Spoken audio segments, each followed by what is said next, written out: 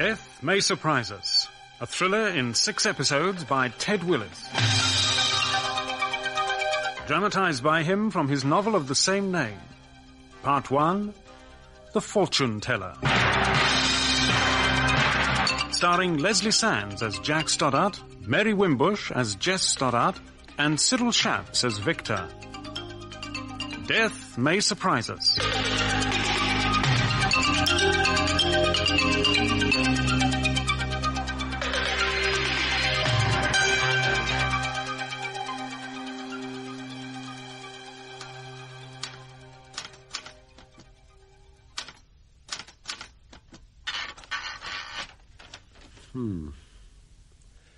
It may be that the full facts about the incident at Oakfield Park and the strange events which followed may not be revealed for 30 years, when the government archives are open to public scrutiny. I didn't feel that I could wait that long. I may not even have that long. I type with 2 fingers and it's slow work. Oh, sorry, I forgot to introduce myself. The name is Lashwood, Hugh Lashwood. At any rate, I've done my best to piece together the whole bizarre story. Not unnaturally, the security services, MI5 in particular, were not very cooperative, and I was unofficially warned of dire consequences if I went ahead, a threat which I chose to ignore. Other people, many of whom I knew, were helpful, even anxious that the truth should be told. So the story that follows is as complete and accurate as I can make it. It began, I suppose, on that warm afternoon in late June, when the Prime Minister Jack Stoddart and his wife Jess arrived at his constituency of Oakfield to open a local fete. Not unnaturally, the local chief constable and the Prime Minister's personal detective were at some pains to check the security arrangements. Ah, here he comes now, Danes. Hugh Lashwood. He's the local agent, responsible for the organisation of the fete. Afternoon, Chief Constable. Afternoon. Good to see you here. Oh, I'm not here out of choice, Hugh. No offence, but I'd sooner be on the golf course. Wouldn't we all? Hugh, this is Chief Inspector Danes, the Prime Minister's private detective. A pleasure to meet you, Chief Inspector, and my condolences. Condolences? Being nursemaid to the PM can't be the most exciting of jobs. I'm not looking for excitement, Mr. Lashwood. I've had my share of that. I've got 2 years to go, and a bit of peace and quiet will suit me. Hugh, perhaps you could fill the Chief Inspector in about this afternoon. What's the drill? Oh, the procedure hasn't changed in 20 years. They should finish lunch by 2:15. At 2:30 prompt, Jack, the PM, will declare the fete open.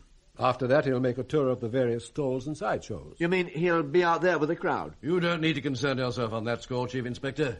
The sort of people who come here are good, solid citizens. Solid, yes. Good. That's open to debate. He's a cynic, Chief Inspector. Ignore him. We'll have no trouble. In any case, the PM will have 2 of my men with him. You and I can sit here and relax over a gin and tonic. Could you make it a beer? No problem. We've set up a private bar next door. Help yourselves. Now, if you'll excuse me, I'll be through with lunch in a few minutes. Mr. Lashwood? Yes? What time do you think we'll be able to get away? You'd be leaving now if the PM had his way. You can't stand these functions. But he'll have to put up a show, take tea with a few of the locals. I reckon you should be on your way back to Downing Street by 4 o'clock. See ya.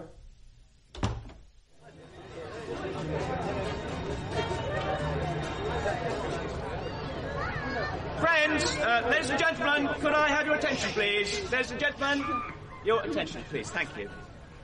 Ladies and gentlemen, welcome once again to our annual Oakfield Fete. The weather's been kind to us this year, and I think we're all in for a very good afternoon. And I know that you will be as delighted as I am to see that our local MP, the Prime Minister, and Mrs. Stoddart are with us yet again.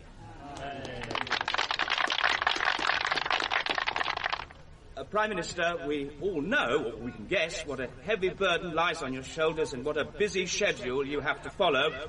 So we do deeply appreciate the fact that you and Mrs. Stoddart have taken the time to be with us today. Thank you.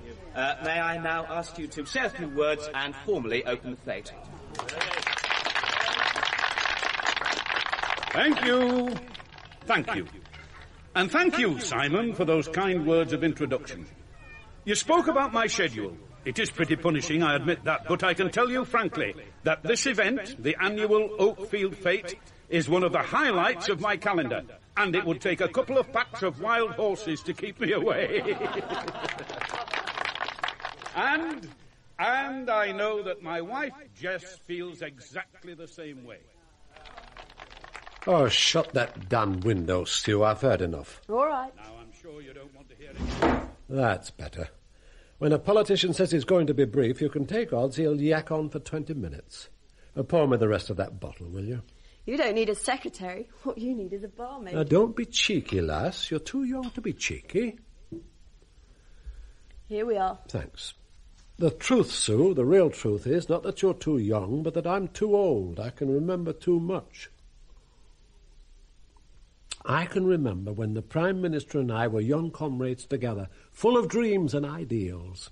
Ha! Ideals. Oh, we're in one of our maudlin moods, are we? Maybe. Seeing him brings it all back. It's all gone so sour it makes me sick to think about it. I look at Jack Stoddart today and I can't believe that this is the man I once knew. He's like a rubber doll. He can be pulled in any direction. Well, if you feel like that, why don't you quit? I'm just coasting, love. Going through the motions, hanging on for my pension. That'll be Liberation Day. Then they can all go to hell. It's his wife I feel sorry for. Jess. Do you know, when they got married, I was best man. Everyone thought they were an ideal couple, a perfect match. Now... They're still together. Just about. But it's an echo of what it used to be. It wouldn't be good politics for the marriage to break up, so he puts on an act, like today. She's worth a dozen of him. Were you in love with her? Oh, don't be so damn stupid. You are young and cheeky. Open that window. Let's see if he's still talking. And so, my friends, I can promise you this. So long as I am Prime Minister, we shall continue to press ahead in a relentless search for peace. And now to the important business of the afternoon. I want first to thank all those volunteer workers who do so much to make this event a success. They have excelled themselves this afternoon, so let's show our thanks. I now declare the fete open.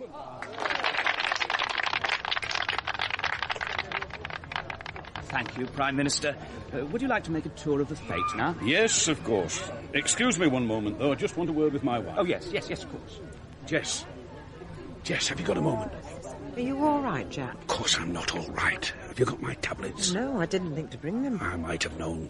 I'm in agony. I could get someone to go to a chemist and get some. Don't talk daft, woman.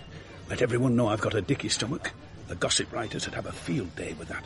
Okay, if you prefer to suffer, that's your choice. A lot of sympathy I get from you. All set, Prime Minister, Mrs. Stoddart? Yes, Simon, yes. All ready for the fray. Looking forward to it. Oh, just one point. We must be away by 4. A little earlier, if possible. No problem. It shall be arranged. Right, this way. We've got a fortune teller this year. Oh, marvellous. It's one of our own party workers, actually. It's very amusing.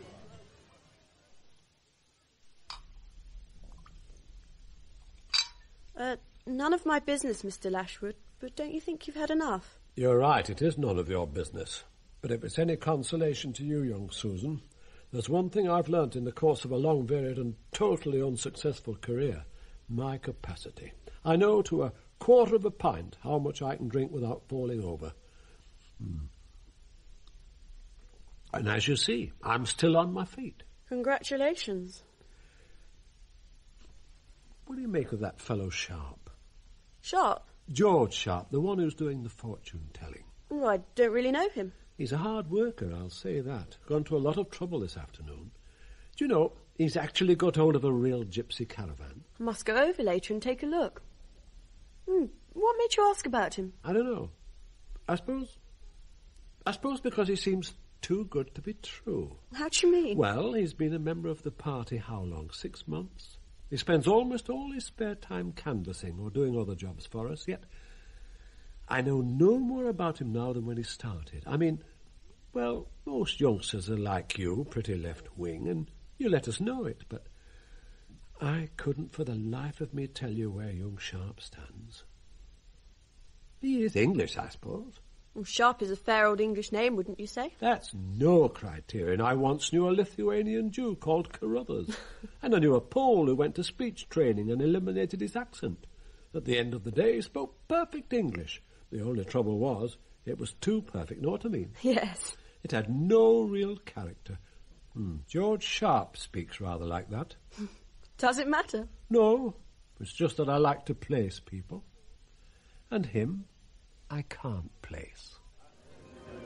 Come on, you lucky people, take a look into the future with the original Gypsy Petronella. The secrets of tomorrow revealed to you for only 20 pence. Step this way if you please. Ah, Mr. Prime Minister, welcome. Step inside my caravan, and I will a tale unfold, a tale of the future. No, thanks. I've quite enough on my plate with the present, never mind the future. Oh, come on, sir, be a sport. It's all for the cause. If you give a lead, the others will follow. Come in and hear the gypsy's warning, good sir. I tell you what, you can read my wife's hand. Can't let you mess about with mine. We might break the Official Secrets Act. Go on, Jess. No, Jack, I'm superstitious. I don't believe in tempting fate. Why don't you both come in? Come on, friends, a round of applause for Mr. and Mrs. Stoddart. They're going to let the gypsies tell their fortunes. Give them a big hand. Oh, mate, don't be 18. Don't be frightened, Jack. It's only George Sharp in drag. Find out who's going to win the next election, Come on, my beauties, the people have spoken. You can't ignore the voice of the people. Oh, come on, Jack. I'll go if you will. All right. Damn silly. I bet the press will make a meal of it. This way, sir. Madam, mind the steps. In we go. In we go. The Prime Minister's offered me a gong. What? A medal, you ignorant young twit. Oh. CBE. He wants to make me a commander of Her Majesty's Most Excellent Order of the British Empire. What empire? The empire what was. He asked me about it this morning. Well, I hope you told him what he could do with his gong. Not in so many words. I said I'd think about it. You can't take it. A load of old imperialist rubbish. The trouble is, he means it for the best. He thinks of it as an honour, a reward for devoted service. It's an insult, not an honour. Oh, up the revolution. I'm not here. Yes? Oh, this is Mr. Lashwood's secretary. Can I take a message? Well, I'll see if I can find him. It's for you. Sounds urgent. OK, I better speak to him. Lashwood here. The time? What is this?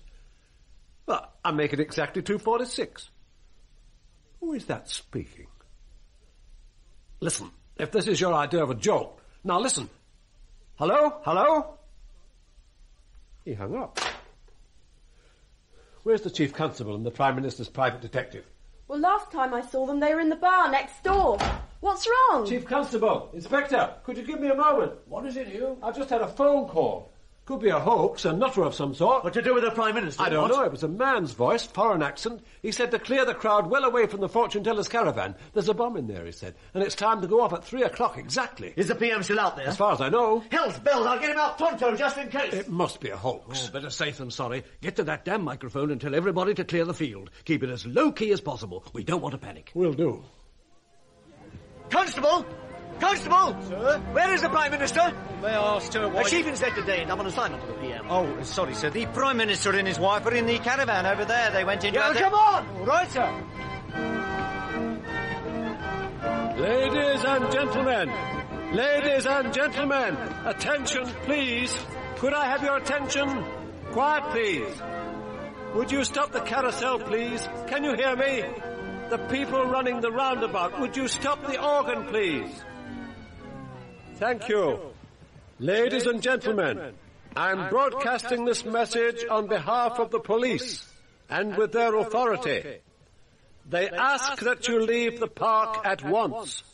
Please leave the park at once. This is urgent. In your own interests, please leave in a quiet and orderly manner. This includes all stewards and party workers. Everyone without exception must leave the fete now, without delay. Prime Minister! Prime Minister! Is he in there? I don't know, sir. He went in with his wife and nobody saw them come out. But I can't make them hear. The door is locked and bolted. Well, break it down. Constable, sir. Help me. Put your shoulder against this door. Right, sir.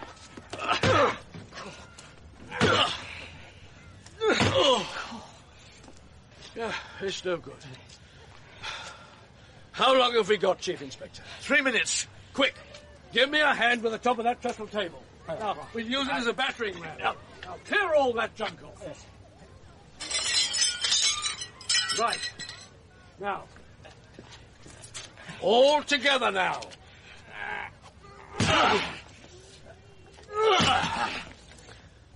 It's giving!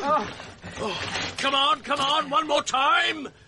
Oh, that'll do. Pull that one away so that we can reach the inside bolts. God, look. Do you see that? There's another door behind this one, and it's made of solid steel. Steel? What the hell is going on? The windows. Try the windows. 2 minutes. Hey, the windows are all shuttered, sir. Well, then, break down the shutters, man. Aim there, at the hinge. We are through!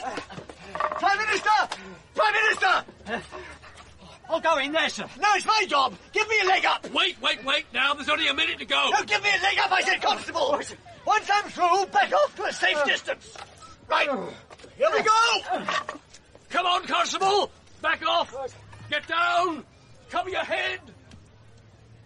Come out, Danes. Less than 30 seconds left. Come out. No sign of them. It must be a hoax. No sign of them and no sign of a bomb. I reckon it...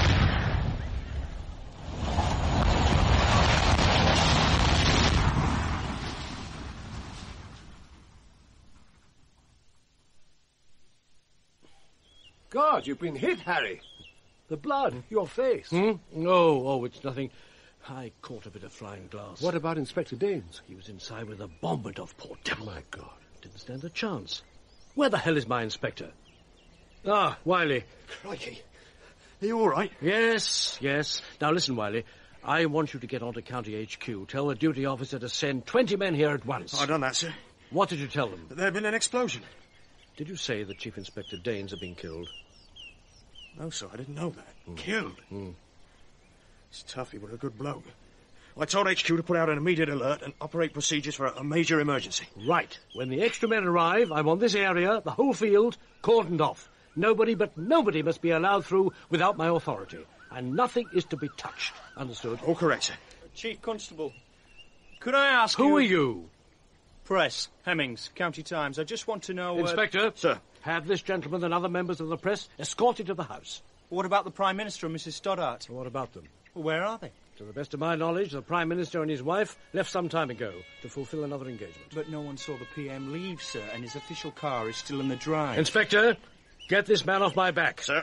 I'll make a full statement to the press in good time. Yeah, well, if you could simply explain Come why... on, sir, you're the Chief Constable. Well, look, I just want to ask him a few questions. When? You won't hold the press off for long, Harry. I need time, Hugh. Time to think. Now listen, no one has seen the PM or his wife since they went into that caravan, right? Right.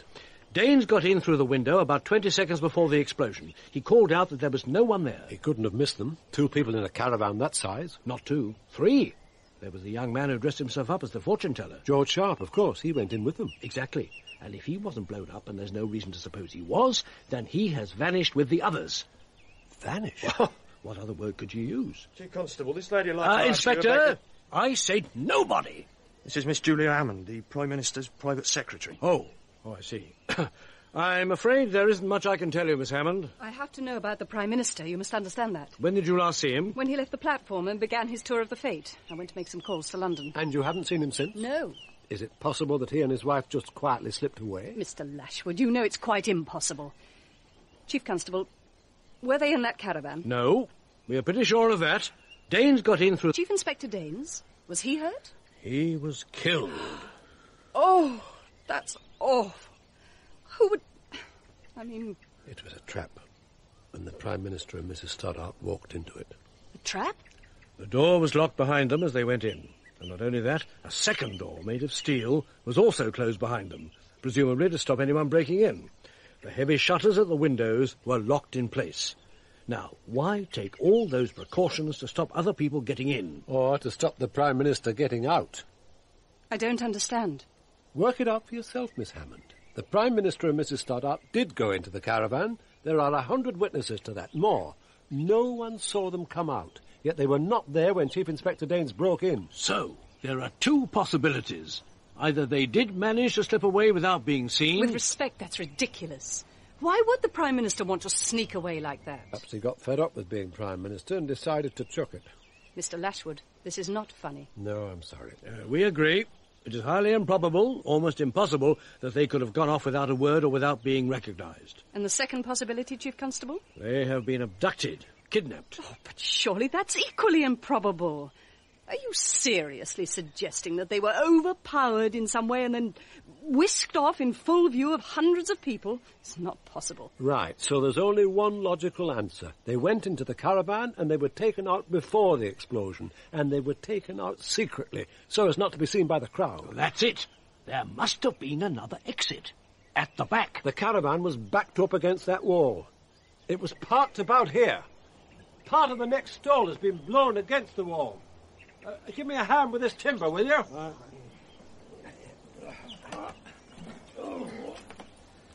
It's coming. Look! A gate! A gate in the wall! Right. And on the other side of that door there's a road which leads directly to the motorway.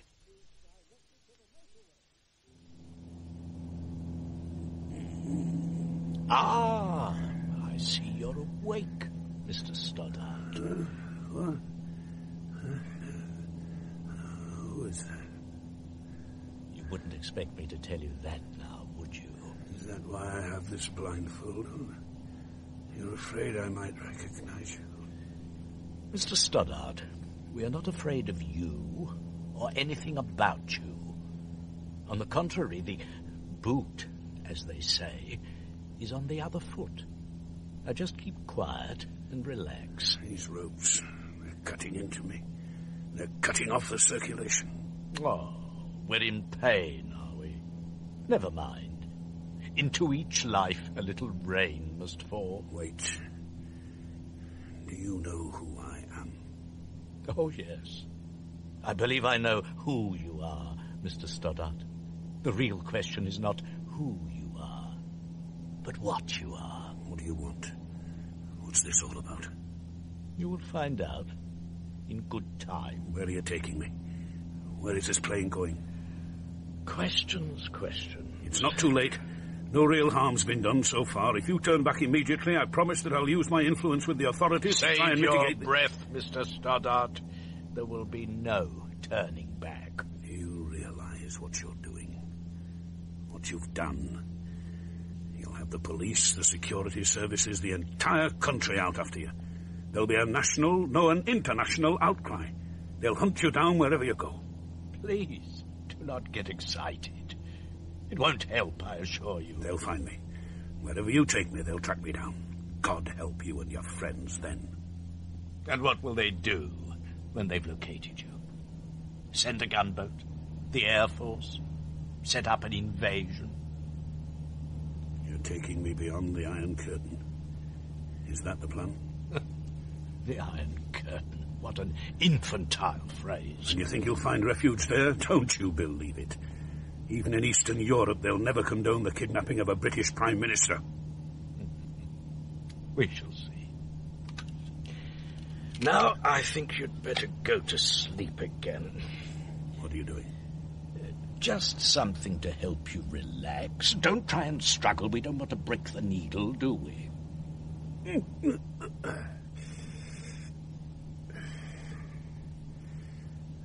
My wife.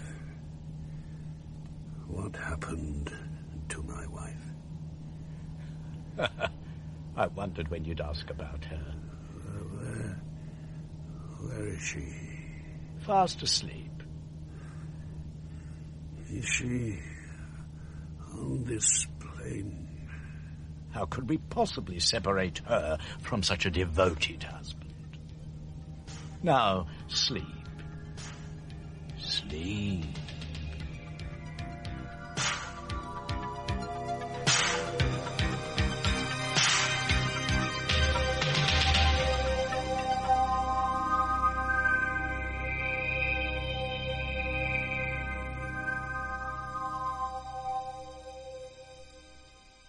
Death May Surprise Us by Ted Willis starred Leslie Sands as Jack Stoddart, Mary Wimbush as Jess Stoddart, and Cyril Shapps as Victor. Hugh Lashwood was Preston Lockwood, the Chief Constable, Peter Tuddenham, Danes, Jonathan Scott, Simon, Peter Aker, Sue Swinton, Charlotte Long, George Sharp, Anthony Daniels, Inspector Wiley, Scott Cherry, Hemmings, Francis Middleditch, and Julia Hammond was Nerissa Knights. Death May Surprise Us is dramatized by Ted Willis from his novel of the same name, and the serial is directed by Graham Gould.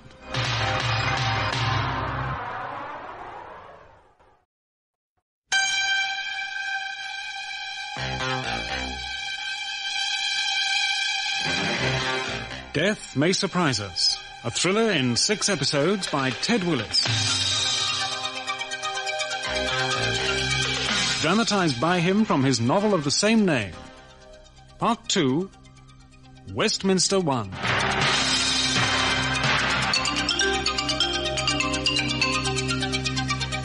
Starring Leslie Sands as Jack Stoddart, Mary Wimbush as Jess Stoddart, Cyril Shapps as Victor, and Geoffrey Matthews as Commander Knowles. Death May Surprise Us.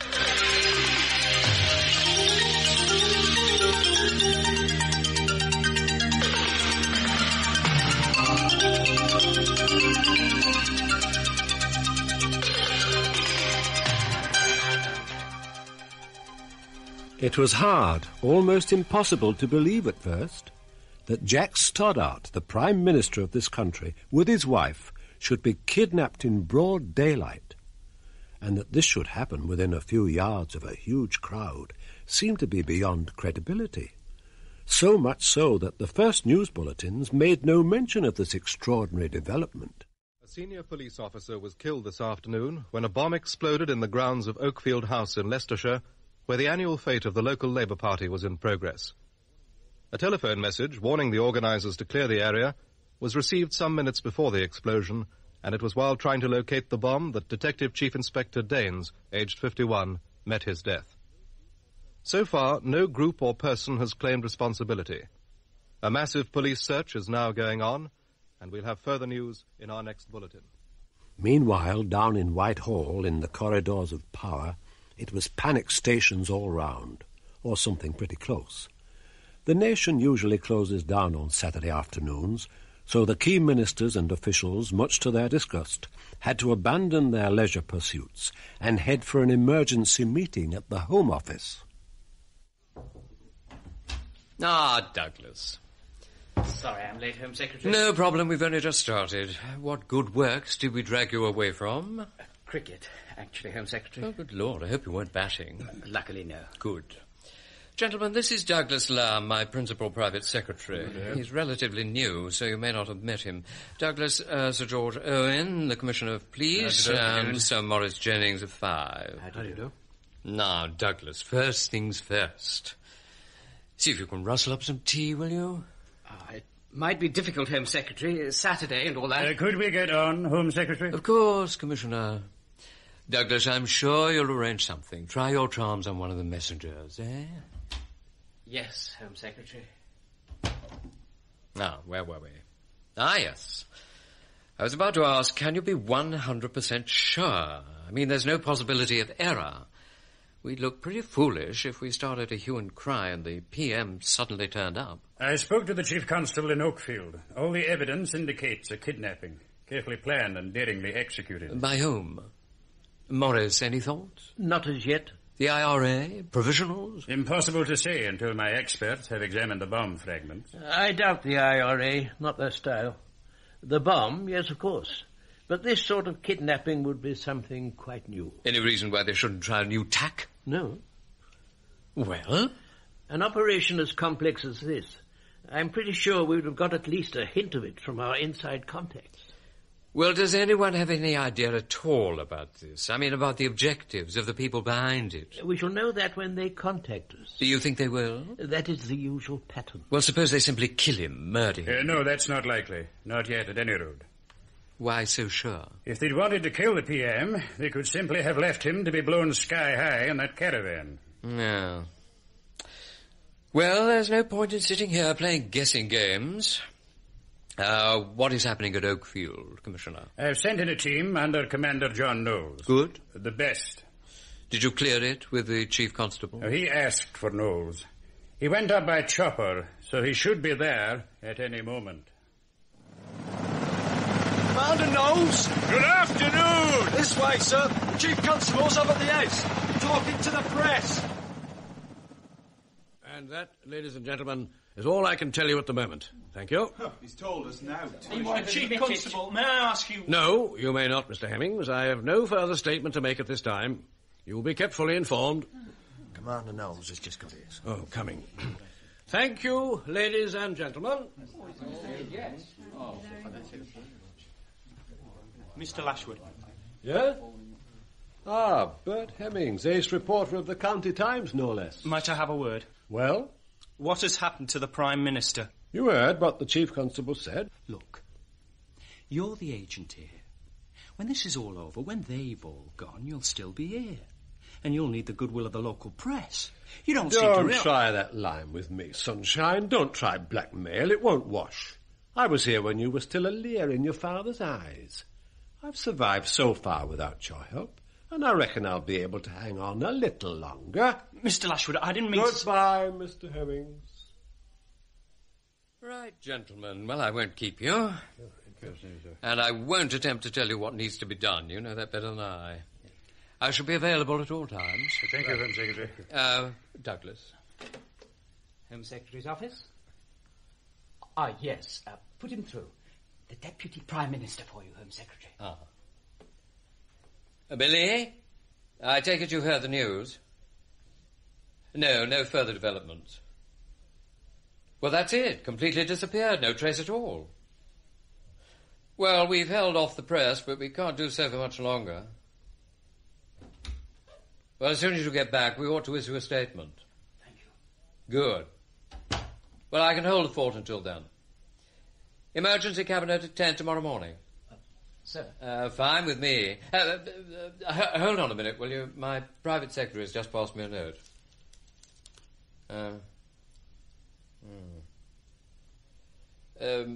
No, Billy, it is not good. A report from Oakfield. There's a small airfield 5 miles north of the town. Apparently an unidentified aircraft took off from there about 10 minutes after the explosion. This particular airfield hasn't been used for 5 years. It's scheduled for redevelopment as a housing estate. Abroad? Well, it seems likely, but where? Where the devil would they take him? Remove the blindfold and untie his hands. Yes, comrade. Where is this place? Where are we? Silence! Listen to me, for I will tell you only once. You are a prisoner here. You have no name and number only. It is 50810. 50810. Now repeat that. 50810. Now listen. Silence! I shall not warn you again. You will remain silent at all times unless given permission to speak. When I enter this cell, or one of the other guards, you will stand over by the wall at attention. When ordered to speak, you will always repeat your number. On the bunk there, you will find a uniform which you will wear at all times. Failure to comply with these regulations will result in drastic punishment. Do you understand? Do you understand that you're speaking to the British Prime Minister? That the direst consequences will... Now perhaps you will obey orders. Just to remember you are nothing here. Nothing. A number only. Come, Valchek. Remember. My wife. Where's my wife? What have you done with my wife?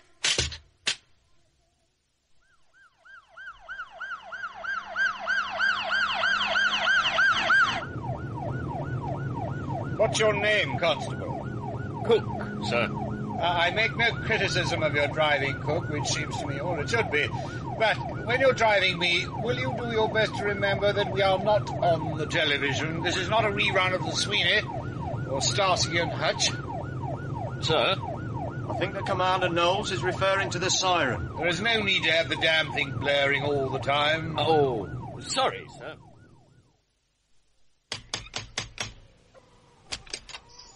Mrs. Oddle, Police? Yes, I'm Detective Inspector Wiley, Oakfield Police, and this is Commander Knowles from Scotland Yard. Madam? You rang the station. Of course. Soon as I heard that report on the wireless about the bomb and all that.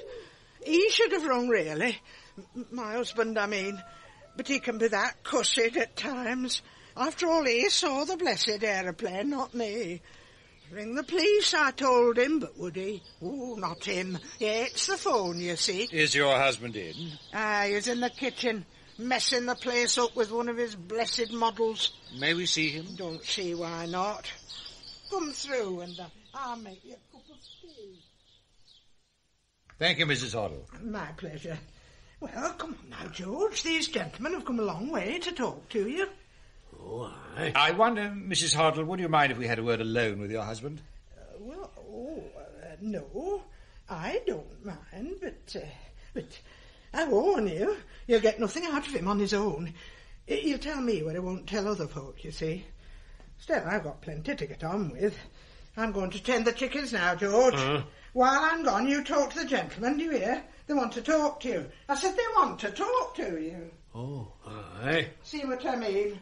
Oh, well, help yourself to more tea if you want it. You know a bit about airplanes, then, Mr. Hoddle? Aye. A bit. That model you're making, what is it? Harrier. A jump jet, Mark II. Hobby of yours, eh? Aye. Sort of hobby, you might say. This plane you saw take off from the old airfield, were it a big plane? No, sir. It were a single-engine job. I reckon she were a Piper Cherokee 180. You sound very sure. Aye, I am. How did you recognise the plane? The wings. It had them short, stubby wings. I see. And Mr. Holliday, he's got a Cherokee. I've seen that often enough. Who is Holliday? Farmer. Big farmer, not like me. Got a place 5 mile north of here. Keeps his plane there. And the plane you saw, it wasn't Mr. Holliday's? No. I looked special. Looked for Mr. Holliday's markings. He's a Gawp. Huh? Come again? G-A-W-P-E. Yeah, J for George, A for apple, W for winter, P for Peter, E for egg, Gawp. Easy to remember. No, the plane I saw didn't have no markings. Leastways, they've been blacked out. Have you noticed any activity on the old airfield in the past few days, Mr. Hoddle? No, can't say I have, sir. You saw the plane taking off. You didn't see it come in? No, sir. Reckon it must have come in sometime during the morning. I was in Oakfield then, getting supplies. Have you seen any other planes using the airfield since it was closed? No. I mean, they'd be taking too much of a chance, wouldn't they? Them runways is all broke up, full of potholes. You said you'd see Mr. Holliday's plane come over quite frequently. Yes, sir, but not to use that old airfield. Like I say, he has a strip on his own place. Otherwise, he uses Leicester, I think. Anything else you can tell us, Mr. Hoddle? Don't reckon so, sir. Fine. Well, you've been very helpful. We're going to take a look at the airfield, and then we shall be going back to Oakfield. If anything else comes to your mind, ring the station there. Ask for me, Commander Knowles. All right? Right, sir. I'll do that. Commander! Here, take a look at this. What is it? Someone's gone to a lot of trouble to tie up this stretch of their own way. They filled in the potholes. So they have.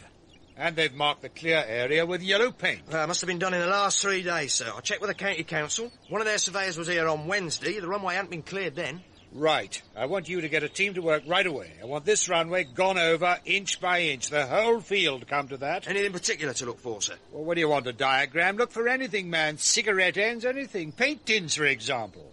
If we can find out where that yellow paint was bought, that might give us a lead. Yeah, hold on. Do you see what I see? Over there, between those two huts. You mean the grey van? Yes, is it one of ours? Not to my knowledge, sir. Come on, let's take a look.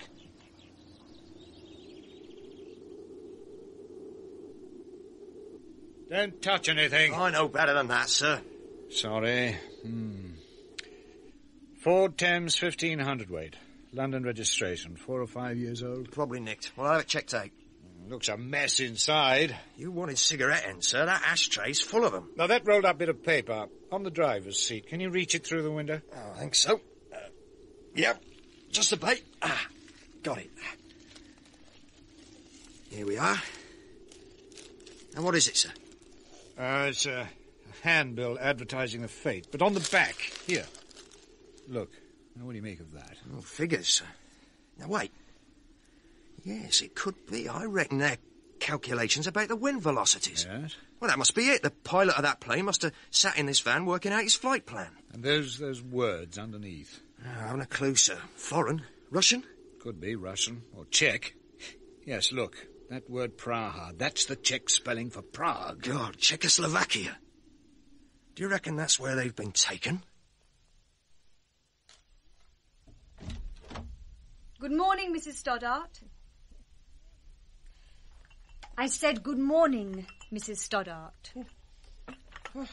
I brought tea, but if you prefer coffee, I can change it. No trouble. No tea. It will be fine. It's a beautiful morning. Morning? Did you say morning? Yes. Don't look so surprised. You slept well. It's already 11:20. 11:20? On Sunday morning? Sunday. Now, I must get on. The bathroom is through there. You'll find what you need, toothbrush and so on. But if you need anything else, please ask. A boiled egg, do you, for breakfast, with some bread and butter? Sorry I can't get you a newspaper. We don't have English newspapers here. No, wait. Who are you? You may call me Jane. No, I didn't mean that. I meant... Oh, I'm so confused. Is this a hospital? No, nothing like that. Well, then why am I here? I shouldn't ask questions. Oh, please, I must know. I remember going into that caravan with my husband. Jack, my husband, where is he? Quite safe. I want to see him. You know what to do. I want to see him. That's impossible. Now, drink your tea and try to relax. Don't go, please. A moment ago, did you say something about not having English papers here? That's right. Well, then where am I? The windows, they're barred. Am I a prisoner? Am I? For the time being. Oh. But you're not badly off, are you? A beautiful room, lovely view, comfortable bed. Do what I say. Relax. You will come to no harm if you relax and accept things. I'll bring breakfast in a half hour. Oh, and your clothes are there in the closet. Wait, please. I want to see my husband. Unlock this door and let me out. Do you hear? I want to see my husband. Open this door, please. Let me out. How is the woman? A bit bewildered. I don't think she's fully taken it in yet. And the man, Stoddart. What about him, Carol? He's stubborn, Victor. He refuses to wear the uniform. In fact, he has torn it to shreds, and he will not use his number. You are too soft with him, perhaps. Well, short of beating him up physically, what else can we do? Starve him. He has had no food since we arrived here. Good.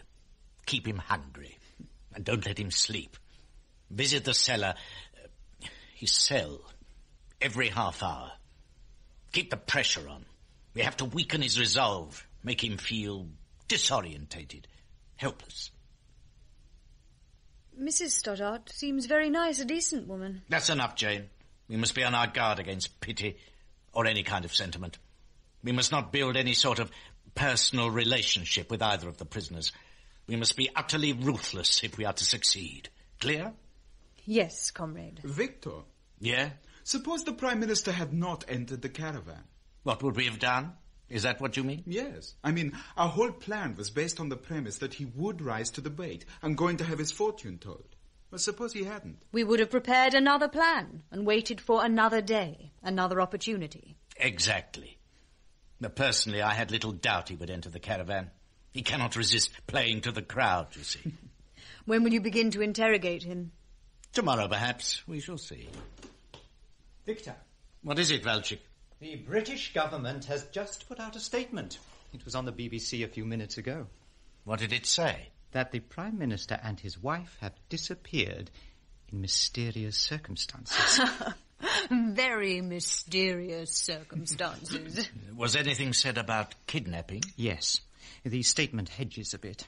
It stresses that little is known at the moment, but that there is a strong possibility that the Stoddarts have been kidnapped by a terrorist gang.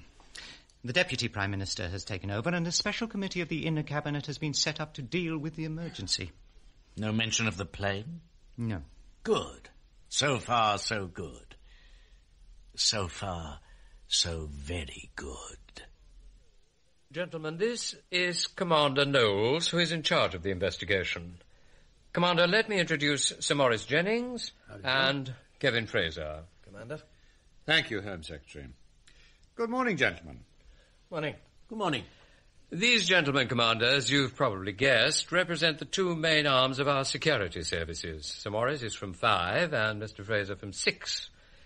In view of the report you sent down, I thought it best to have them here. Of course. Incidentally, gentlemen, at the first meeting of the Emergency Cabinet Committee, which took place an hour ago, it was decided, for the sake of convenience, to give this investigation the code name Westminster 1. Mm-hmm. Right. Well, any further news on that aircraft, Commander? Not a lot, Home Secretary. The Cherokee 180 has a range of about 500 miles with a standard fuel capacity of 36 gallons. If it carried auxiliary tanks, the range might be increased by another 200 to 300 miles. In other words, it could make northern Italy, northern Spain, anywhere in France, Switzerland, West or East Germany. Ireland? Of course. Well, the information we have so far would suggest that the plane went the other way. In fact, that it was probably heading for Czechoslovakia. That's not possible. Why? Once over East Germany, the pilot could easily have put down to refuel. With respect, I didn't mean that, sir. What did you mean? Only, well, I know there are hard-line governments in East Germany and Czechoslovakia, but I find it hard to believe that either of them would support a terrorist outrage of this nature. The international repercussions would be horrific. Oh, yes, you could well be right. May I ask the Commander if he has any information as to the ownership of the plane? No, not yet. I have a man at the Civil Aviation Authority now checking the list of Piper Cherokees registered in the UK. I understand that there are some 304 planes on the list, so it'll take time to check their movements. But in the meantime, Home Secretary, may I make a suggestion? Yes, go ahead. I was wondering if it would be possible for Mr. Fraser and his department to make some discreet inquiries. Inquiries? Where? Well, that's up to you, but I would have thought, well, East Germany, Czechoslovakia, for starters. You want me to pop over there and ask if they have purloined our PM, is that it? You said, only a few moments ago, that you could not believe that either the Czech or East German governments would support a terrorist coup, right? Oh, yeah, I did, and I'm still of the same opinion. Fine. Then why not put it to the test? You must have some contact in the region who could ask the right questions in the right places and come up with a few answers. Well, how about it, Fraser? Well, I think I might be able to put something together, Home Secretary. Excellent. Now, I know that Sir Maurice wants to have a few words about this fellow George Sharp. Yes. The young man who disappeared with Mr. and Mrs. Stoddart.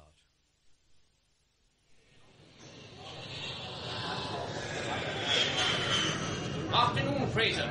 Welcome to Berlin. Ah, Sunderland. Let me take that bag. Thanks. Good flight? No short-haul flight is ever good, man. You spend more time on the ground at the airport than you do in the air. But it was adequate. Now then, have you fixed this meeting? Oh, no rest for the wicked.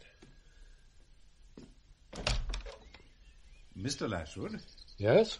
Commander Knowles. And this is Detective Inspector Wiley. Oh, yes, we've met. How are you, Inspector? Oh, surviving. Just about. Can you spare a moment, Mr. Lashwood? Of course. It's about this fellow George Sharp, the lad who played the fortune-teller at the Oakfield Fete. Uh-huh. Look, come through to the back. I've got some comfortable chairs on the lawn and some cold beer in the fridge. There we are. So, and cheers. Cheers. Cheers. George Sharp. I know very little about him, really. He moved to Oakfield about 6 months ago. As far as I know, he came from London. He joined the Stapleton ward of our local party, and within a month or so he was elected secretary. Fast going. Not really. There's not a great deal of competition for the job these days, and he was a worker, you see, always willing to take on the boring jobs. The odd thing is that he seemed happy to do just that. You know, I mean, he didn't identify with any of the factions in the movement. He just slogged away. So, when they wanted a secretary, he sort of took over. What part of London did he come from? He didn't say, at least he never told me. Why did he come to Oakfield? Again, I couldn't say for sure. I have an idea he worked as some sort of rep for a double-glazing firm, but that didn't last. I think he was unemployed most of the time. I know it sounds odd, but at the time I was only too glad to have a youngster who was prepared to work. You know what I mean? Yes. When you're short-handed, you don't ask too many questions. There was one thing that puzzled me about him. Yes? Well, not puzzled, that's too strong. I mean, but there were moments when I wondered if he was English-born. I was saying as much to my secretary yesterday. His English was a little too perfect, too pure. You know what I mean? Well, what is clear now is that Sharp played a central role in the plot to kidnap the Prime Minister. That's almost certainly why he came here 6 months ago. That caravan, the one he used for the fortune-telling, must have taken weeks to prepare. Special steel door, reinforced shutters, all that. He must have had money, associates. Who were his friends locally? I wouldn't have a clue. I don't think he had many. I'll talk to Sue. Sue? Sue Swinton, my secretary. She's more Sharp's age. She might know. Well, thank you for your time, Mr. Lashwood. Is there anything you can tell me? I mean, have the kidnappers been in touch? No. Do you think the Prime Minister and his wife are still alive?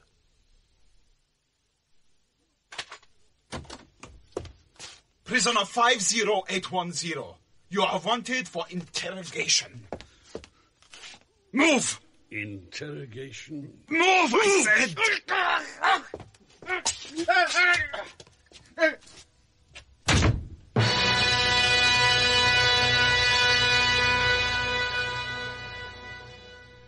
Death May Surprise Us by Ted Willis starred Leslie Sands as Jack Stoddart, Mary Wimbush as Jess Stoddart, Cyril Shapps as Victor, and Geoffrey Matthews as Commander Knowles.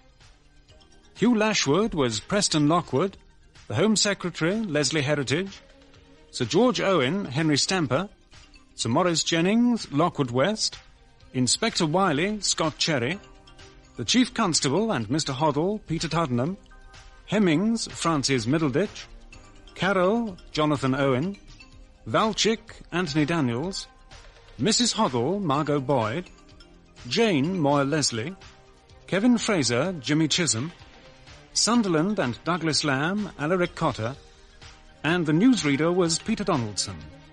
Death May Surprise Us is dramatized by Ted Willis from his novel of the same name, and the serial is directed by Graham Gould.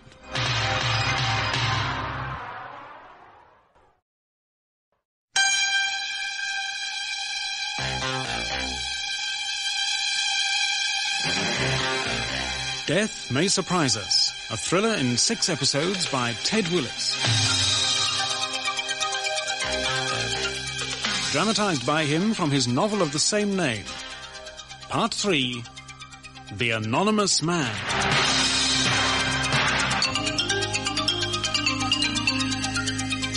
Starring Leslie Sands as Jack Stoddart, Mary Wimbush as Jess Stoddart, Cyril Shapps as Victor, and Geoffrey Matthews as Commander Knowles. Death May Surprise Us.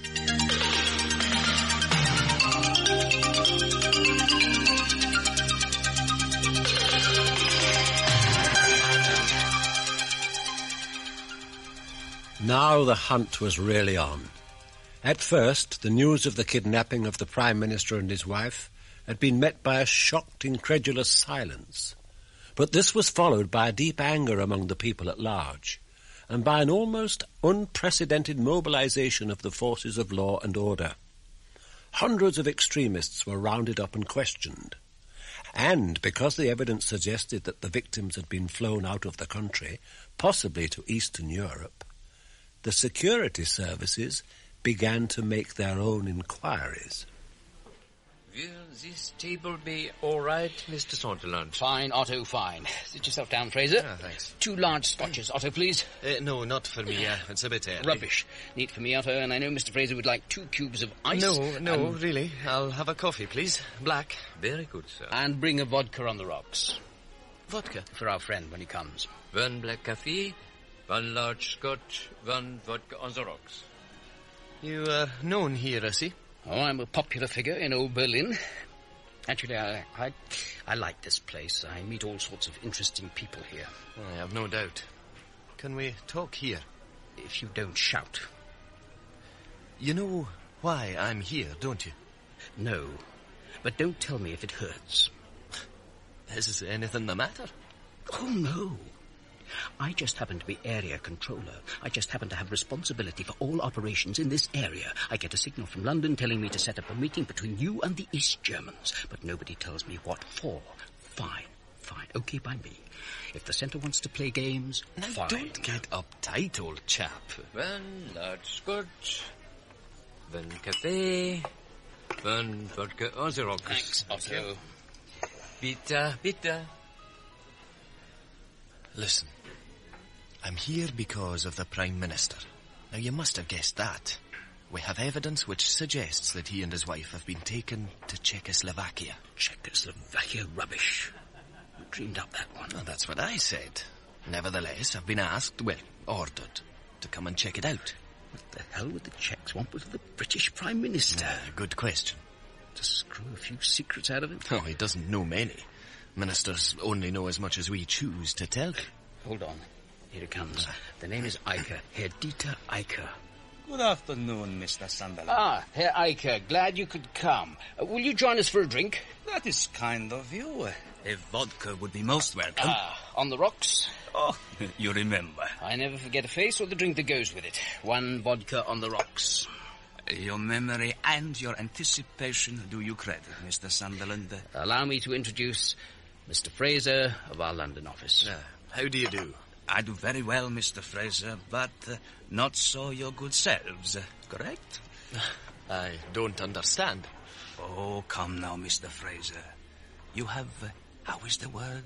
You have mislaid your Prime Minister. Most careless. Well, mislaid is not the word I would have used. Perhaps not. However, you wish to talk to my people about this problem. I do have certain questions I wish to ask, yes? Then let us proceed. First question. I would like you to discover from the Czech and East German authorities if they have any knowledge of any light aircraft crossing their airspace. Come in. Get inside. The prisoner, Commander. Ah, excellent. Remove the blindfold. Yes, Commander.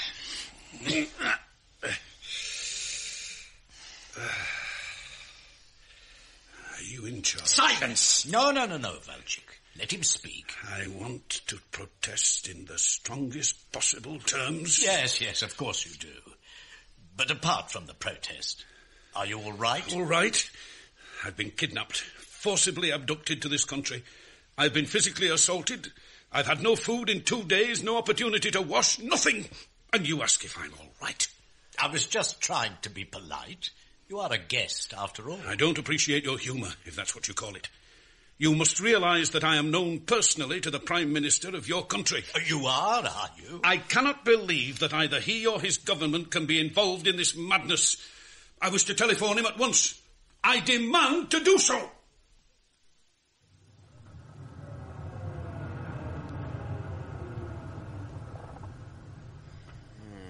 No sign of your friend Eike.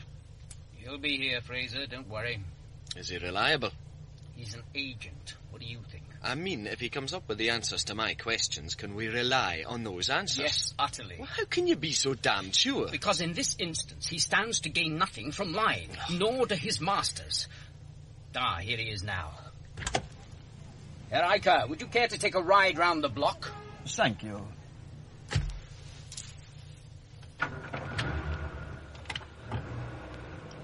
I will come directly to the point, Mr. Fraser. I'm instructed to inform you that the most searching inquiries have been made As a result, we can say that neither Czechoslovakia nor any country in the so-called Eastern Bloc has any knowledge of or involvement with the abduction of the British Prime Minister and his wife. Indeed, the authorities concerned strongly resent any suggestions that they might be implicated in this flagrant breach of international law. I can accept that. But I must ask, can your people be sure that Mr. and Mrs. Stoddart are not on Czech or East European soil? That they are not being held by some independent terrorist group without the knowledge of the authorities? Mr. Fraser, that is almost, if not quite, impossible. There are no terrorist groups in Eastern Europe. They would not be tolerated. However, I've been instructed to inform you that further inquiries will be made as a matter of urgency. I am obliged. Perhaps you'll be kind enough to drop me off on the next corner by the Botanischer Garten. You have nothing more to tell me? No, but I will give you one piece of advice. Gratis. Mm-hmm. Tell your people to look elsewhere, Mr. Fraser. Your Prime Minister is not in Eastern Europe or Russia. Perhaps it is simply that the kidnappers wished you to think so. What do the detective stories call it? A red herring. Exactly. A red herring. There's something here I don't understand. We shall try to make it all clear. Be patient. You're British. What I am is immaterial. It is what you are that is important, what you are and who you are. You are British. The other people I've met, with one exception, they are also British. Oh, you've dressed them in uniforms with red stars and so forth, but they are British, I'd swear to that. Victor, how much longer are you going to let him gabble on? You're right, he's becoming a bore. What do you want? If it's ransom, let me tell you there's no possibility... Mr. Prime Minister, we are not here for ransom. You have not been kidnapped, you've been arrested. And you're being held here as an enemy of the people to face certain charges. What are you talking about? What charges? They will be framed later when your interrogation is complete. Interrogation? This is ridiculous, monstrous. By what right do you set yourself... What is monstrous, Stoddart? Is your betrayal of the people, of everything you once stood for. You have to answer for that betrayal, understand? We are going to take you through your entire life, point by point. We're going to examine every political move you've ever made, uncover and study each mistake. And at the end, you will see those mistakes as clearly as you see me now. You will understand them and you will admit them. Oh, yes. When we finish with you, Mr. Prime Minister, you will confess your errors to the whole world and be happy to do so. Thank you, gentlemen. Make yourselves comfortable. Excellent. May we smoke, Home Secretary? That pipe of yours? Far be it from me to deprive you of your simple pleasures, Morris. Right. Well, shall we begin with your report, Mr. Fraser? Aye, well, it's very brief, sir. We've made certain inquiries, the result of which leads us to believe that the Prime Minister and his wife are not in Czechoslovakia, nor are they being held in any other Iron Curtain country. Can we rely on this information? Oh, as near as makes no difference. It is 99% accurate. Any comment, Commander Knowles? Only that I'm not surprised. It chimes with my own thinking. Which is? That we've been putting too much importance on that damn plane. I believe now that it was a decoy, a deliberate ploy to put us off the scent. Look, two people are snatched. Within minutes, a mysterious aircraft with its markings blacked out takes off from nearby. We naturally assume that the victims are aboard. And that assumption is further strengthened when we find an abandoned van at the airport. And in that van a note about wind velocities, which is written in Czech. Put like that, it does all seem a little too pat. Exactly. We were meant to find that van. And the note. Commander, you said that the plane was a decoy. In what sense? Do you mean that the Prime Minister and his wife were not on board? It's possible, sir. They could have been taken away by other means. So are you suggesting we abandon the search for the aircraft? No, not at all. Whoever flew that plane, decoy or not, is up to his ears in this business. We have to find it. Has anyone been in touch? Any ransom demand? No, nothing. What the hell is their motive? First of all, Mr. Prime Minister, we shall begin with a simple exercise. I want you to write an essay. An essay? A self-critical essay on your life, your beliefs, your mistakes. I don't know what you're talking about. We shall give you pencil and paper, and Don't you will... bother. You and the rest of your little gang can go to hell. Watch your mouth. No, Sergeant, that will do. That's enough, I said. I know who you are now. You. He called you Valchik, but in England you went under the name of George Sharp. The police... Shut up! Did you hear me? Shut up! Leave us, Valchik. Leave us, I said. You let him get away with too much. Sit down. Here. Would you like a cigarette? Coffee? No. I'm sorry about the violence. Really? How kind. Valchik is, well, headstrong. Is that what you call it? If you cooperate, it'll be much easier for you. In any case, what harm can it do to write a few hundred words? Why should I? Don't you believe that you've made mistakes? I mean, you were an idealist once. A fighter with ideas about serving the people. What made you change? Because you have changed and you know it. If you want a political debate, try someone else. I've just been punched in the guts and I'm not in the mood. Sooner or later you will write and you will talk. We have time. We're not in a hurry. Now you must go back to your cell. Carlin, Commander, replace the blindfold and take the prisoner down. Sir. Wait. My wife is in good health. I want to see her. Of course. Keep still, you. You shall see her later. But remember, I'm granting you a privilege. Do not abuse it. Come on. I said come on.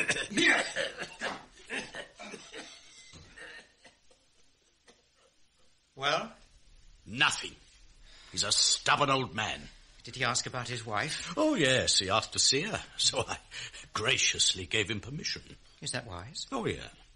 We must keep him guessing. We'll slacken the tension for a few hours and then pile on the pressure with renewed force. You will continue to play the heavy, and I will take the more sympathetic role. We'll jerk him up and down like a yo-yo. Within a couple of days, he'll be so weak and disorientated, he'll do exactly as we say. I hope you're right.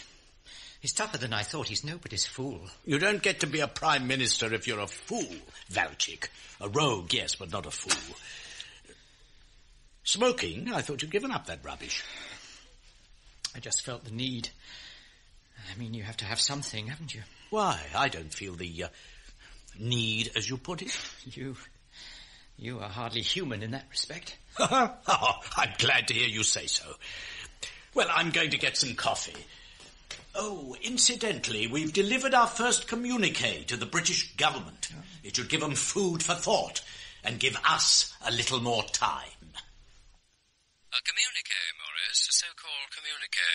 It's dated as of yesterday, and it was put through the letterbox of our consulate in Paris, probably sometime last night. Paris? No one saw who delivered it, unfortunately. A copy's on its way to you by messenger, so I'll briefly summarize. First, the communique comes from someone calling himself... Or I suppose it could be herself, since there's no name. Someone called the Commander of No. 1 Field Unit of the People's Action Brigade. Oh, that's a new one on me, Home Secretary. You've never heard of it? No. People's Action Brigade. No, I'll check, of course, and I'll have a word with a special branch. Odd that the note should have been delivered in Paris. Yes, my hunch is that it's another red herring. Could well be. They claim to be holding the PM and his wife. Actually, the word used is arrest. They say that the PM has been arrested. Oh, it's crazy. Are there any demands? Nothing much. They only want us to withdraw all British troops from Ireland within 30 days. Is that all? Well, not quite. We're to release all political prisoners and detainees at the same time. Just like that? Yeah, just like that. And if we don't? Well, they say the PM will be held personally responsible for any failure on our part. Well, that's about it. What do you think? I don't know. The People's Action Brigade. It doesn't have the stamp of the IRA about it.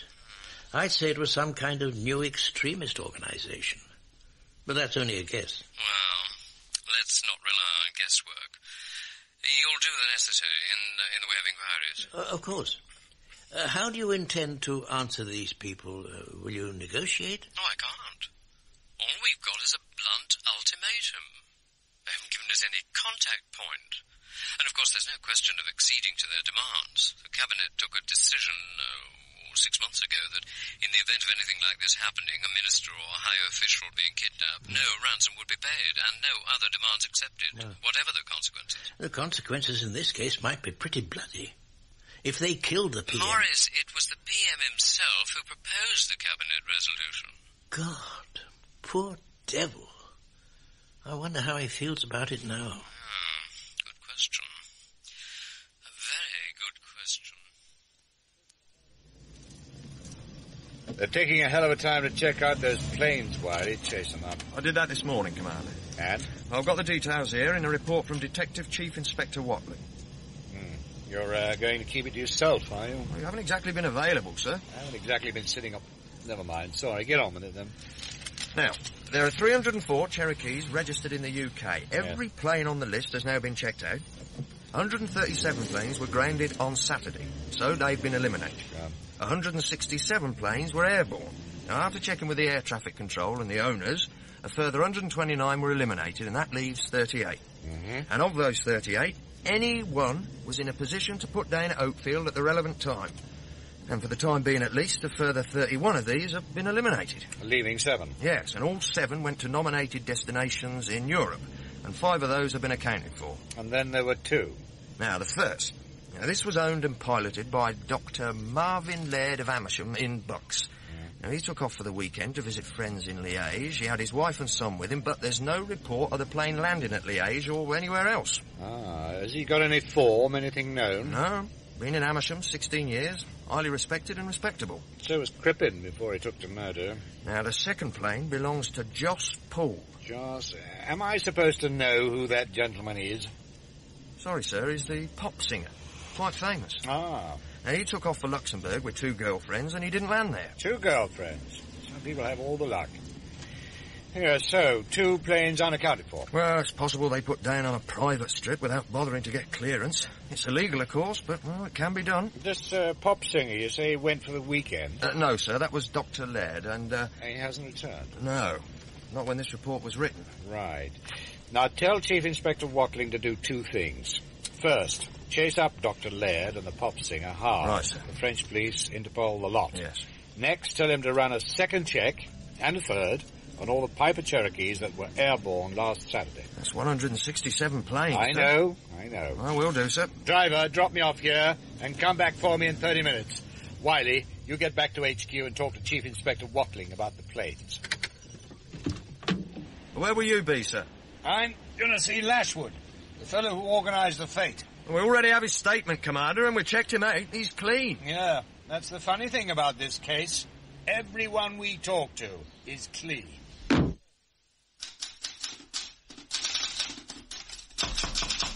Come in. Mr. Lashwood. Ah, Commander Knowles. Come in, please. Thank you. Sue, do you think you could stop murdering that typewriter for a few minutes? Sorry. Sue Swinton, Commander, my girl Friday. Hello, Miss Swinton. Clear a chair, will you, Sue? Right. Sorry about the primitive surroundings, Commander. You want to talk, I take it? Thank you. Yes, that was the idea. Now, what can I do for you? Sharp, Mr. Lashwood. George Sharp. The young man who went into the caravan with the Prime Minister, remember? But we went over all that yesterday. I've told you all I know. You've told me damn all. Oh. Now, look, this fellow was here in Oakfield for 6 months. He was one of your members. He was active. You must have met him at a dozen meetings, talked to him, maybe drank with him. He plays a leading part in your garden party, your fete. So much so that he manages to bring a bloody armour-plated caravan onto the site, into which he lures the British Prime Minister and his wife. All that. And yet, this George Sharp is as anonymous as an envelope with no address on it. But I told you that's exactly how he was. Look, excuse me. I've some shopping to do. No, Miss Swinton. Maybe you can help. Did you know Sharp? Well, not really. Oh, from all accounts, he was a good-looking young man. Did he have a girlfriend? Not to my knowledge. Friends? I mean, did he have any particular friend in the area? I honestly don't know. Did he have money? Not noticeably. If he had, he didn't chuck it about. He was unemployed, wasn't he, Sue? I believe so. He didn't sign on for unemployment benefit. There's no record of him at the local DHSS. Well, I'm not surprised now. Are you, Commander? No, but I'm mystified. How is it possible for someone to live in a community for 6 months without leaving a mark? There was nothing in his lodgings. He'd cleaned the room out. No photograph, nothing. Sue, get the photograph file, will you? All right. We publish a monthly bulletin called Labour Voice. A couple of months back, we printed a photograph, a group photograph, of local supporters. Come on, Sue. Here it is. Thank you. No. Ah, here it is. Damn, he isn't in it. I could have sworn. Well, that's that. I would have laid odds. Hold it, Sue, the other file, the reject pictures. Get it quick. Okay. I remember now, we had these pictures taken on the lawn at the back of the Co-op Hall. George Sharp was there and... Here. Oh. Got it. That's it. That's the one. You see? There he is, in the background. Just as the picture was being taken, he came out of the hall and got included in the shot. It threw the photograph out of balance, so I rejected it. Why wasn't he included in the other pictures? I don't know. As soon as he realised that we were taking photographs, he sloped off. Determined to remain anonymous, no doubt. But this picture will do. It should blow up nicely. In a few hours, the photograph of George Sharp will appear on millions of television screens in every national newspaper, home and abroad. Someone out there must know him. Someone out there must be able to give us a lead. 3 ducks on a pond, a green bank beyond, a blue sky of spring and birds on the wing. What a little thing to remember for years, to remember with tears. Then out spoke brave Horatius, the captain of the gate. To every man upon this earth death cometh soon or late. And how can man die better than facing fearful odds for the ashes of his fathers and the temples of his gods? What are you doing? Occupying the time. I have an excellent memory, you see, and it's amazing how much verse you can remember if you put your mind... Will you never learn? Your instructions were to stand against the wall when anyone entered this cell and give your prison number when spoken to. Listen, my friend. I have had enough of games. This is no game, Stoddart. You must understand that for your own sake. Well, it is a sort of game, shall we say. Look, let me show you something. This room, cellar, whatever you like to call it, has been carefully made up to look like a cell in a Czech prison. You even went to the trouble of scratching odd names and dates on the walls to give the impression that other prisoners had been here. A clever touch, but not clever enough. Now, you see this name here? Joseph Carvas. And after it, the date, 1954. But you see, I knew Carvas quite well. He was arrested and shot in 1956, not 1954. I know because I sent a strong protest to the Czech government at the time. A name scratched on a wall? Well, what does that signify? That someone is playing games. And then again, that so-called prison uniform you tried to make me wear. I tore it to pieces, remember? Now, all the outer labels had been removed, but there was one inside. An English label from a firm in Leicester. Are you trying to tell me that the Czech authorities buy their prison gear from England? And why don't I hear or see any other prisoners? You want me to believe that we're in Czechoslovakia, all right? Say something to me in Czech. Or in Slovak. Go on. That's enough. Come on. You can't. Most of you are British. So what's this play acting for? What's it all about? I told you it is no game, no play. Now come. I am not going anywhere until someone tells me... Not even to see your wife? My wife? We promised you that you should. And we keep our promises. Like this. Look at me. Do you want to see her or not? Oh, yes.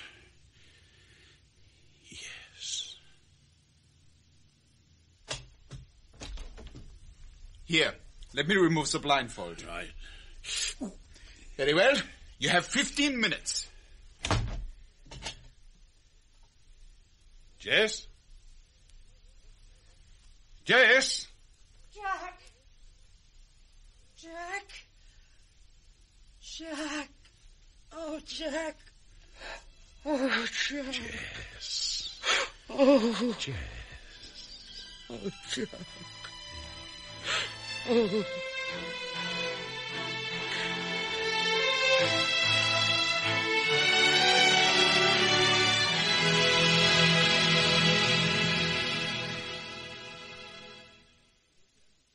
Death May Surprise Us by Ted Willis starred Leslie Sands as Jack Stoddart, Mary Wimbush as Jess Stoddart, Cyril Shapps as Victor, and Geoffrey Matthews as Commander Knowles.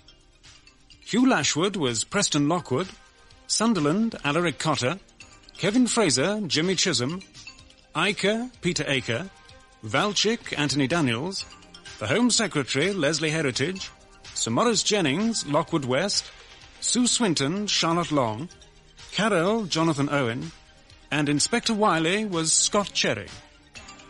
Death May Surprise Us is dramatised by Ted Willis from his novel of the same name, and the serial is directed by Graham Gould.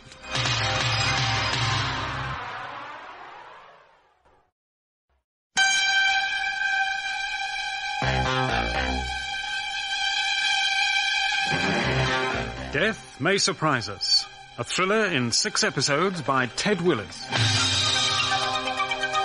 Dramatised by him from his novel of the same name. Part 4, Breakthrough.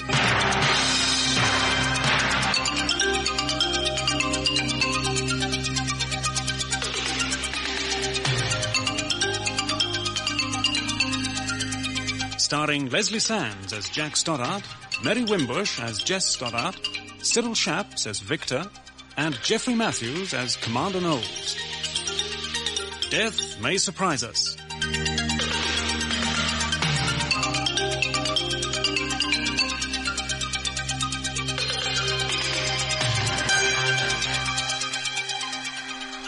It was now almost 4 days since the Prime Minister and his wife had been kidnapped. Responsibility had been claimed by a group calling itself the People's Action Brigade. The papers called them extremists, but in my book they were just plain loony. Either way, they were dangerous. At first it was believed that the PM had been taken to Eastern Europe, but this possibility had now been eliminated.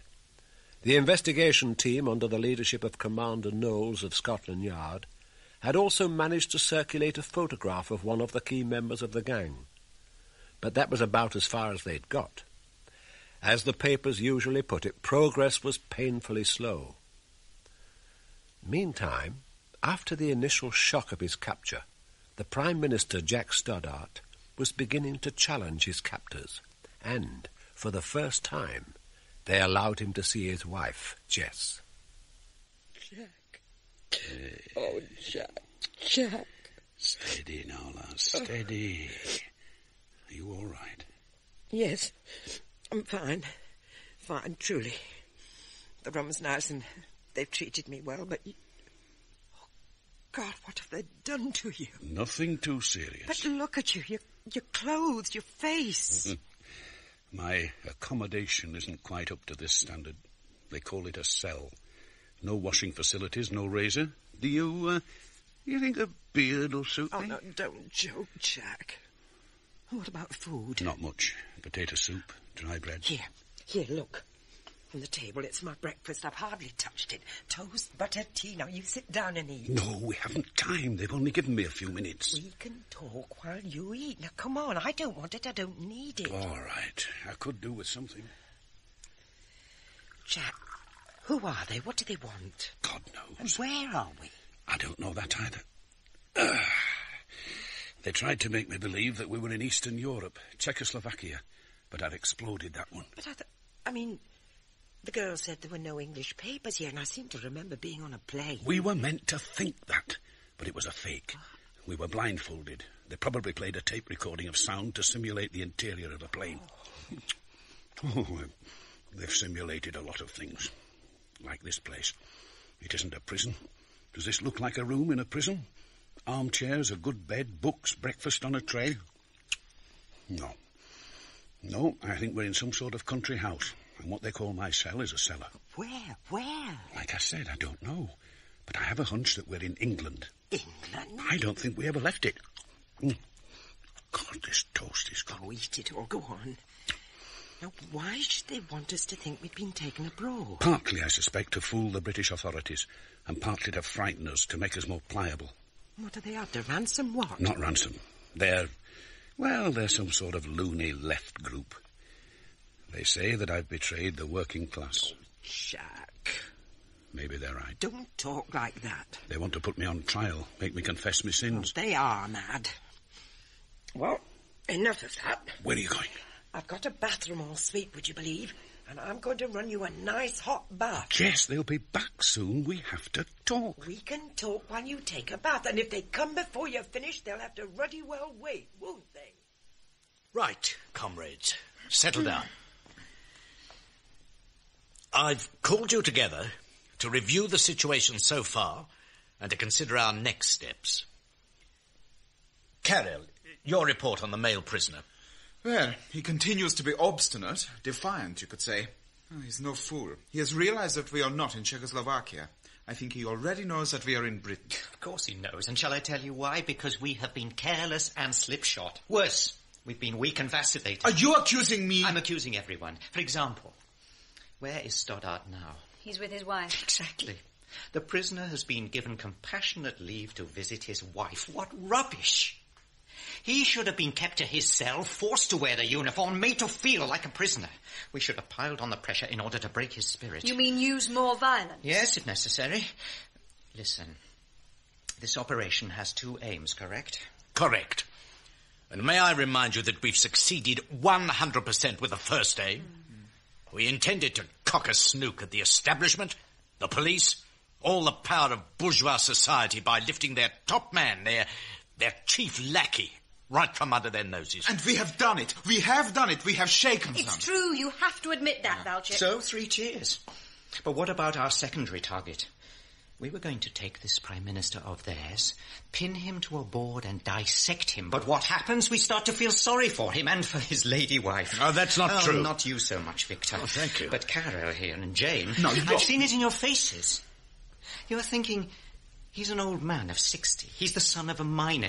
He's a human being after all, and we all make mistakes. And his wife is a good, decent woman. If I can read this rotten sentimentality in your eyes, so can Stoddart. You can bet money on that.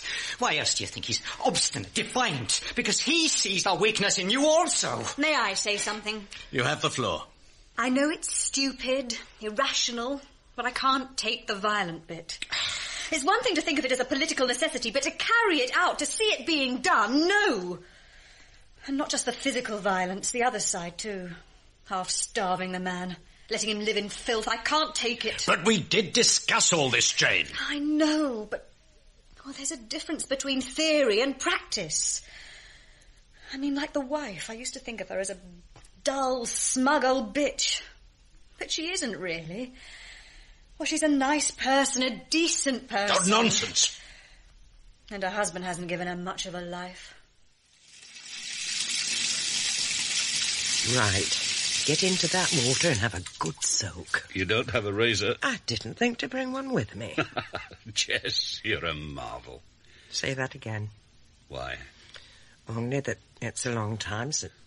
Oh, never mind. Now, in you go. Right. Marvellous. Oh, it's great. Hot enough? Perfect. Jess, listen. We have to think this thing out carefully. They won't be able to hold us for long. Our people, with all their resources, will be working night and day to find us. Sooner or later, they'll succeed. I wish I had your confidence. They will, Jess, they will. And our job is to survive until then. Survival. That's the thing, you see. It's all we have. At the moment, the strength is on their side. We have to hang on. Look, I'm not thinking of myself. You never do, lass. No, seriously. I mean, it's not so bad for me up here, but you... What they're doing to you now and what they plan to do frightens me. Shush, don't worry about me. I'm tougher than you think. Tougher than they think. What's the saying? It's an ill wind that blows nobody any good. Do you know, since I've been here, I haven't had any of those stomach cramps. Must be the rich living. Oh, Jack, how can you joke? It's the best way, isn't it? I tell you what, when we get out of here, we'll have a holiday. Go away together, just the two of us. We haven't done that in years. Where have I heard that before? I shouldn't make any promises you can't keep. No, I mean it this time. I really mean it. We'll see. Now then, you give me that soap and I'll give your hair a good wash. It's filthy. Yes, Jane has raised an important point. She's expressed her feelings with total honesty, as we would expect. Let me put my view of the matter. First, It's no disgrace to feel sympathy, pity. Such human feelings are natural. On the other hand, as revolutionaries, we must recognise that in certain circumstances, those same human feelings can also betray us. To be a true revolutionary, one has to learn to discipline one's emotions and to use them for the good of the cause. It's not enough to hate capitalism objectively, impersonally. It's necessary to hate the capitalists themselves, to develop a deep, revolutionary hatred for our enemies. And to that end, we must enroll our emotions, make them... Who's that? Karen, take a look. Okay. It's Thornby, in the jeep. All right. We'll adjourn the meeting until this afternoon. Let's hope it will prove to be more useful than the discussion we just had. You're becoming cynical, comrade. It's the company I keep. What's that supposed to mean? It means that we talk too much, that's all, too much discussion. Well, we'll argue it out later. How now, Thornby? What news from the world outside? Here. All the morning papers. And his bloody picture is on the front page of every one. What? Volchik, your photograph. No. Where did they get that? You were warned. You had instructions. No photographs. I don't know how they got that. I was careful. But not bloody careful enough. It's not so bad. They haven't got Velchik's real name. They've named the man in the picture as George Sharp. Well, it's not so bad. Bad enough. Right. We're not in any danger yet. It took us a year to plan this operation, and they won't find it easy to break our cover. All the same, it would be a mistake to underestimate the authorities. So, in view of this latest development, I propose that we speed up our plans.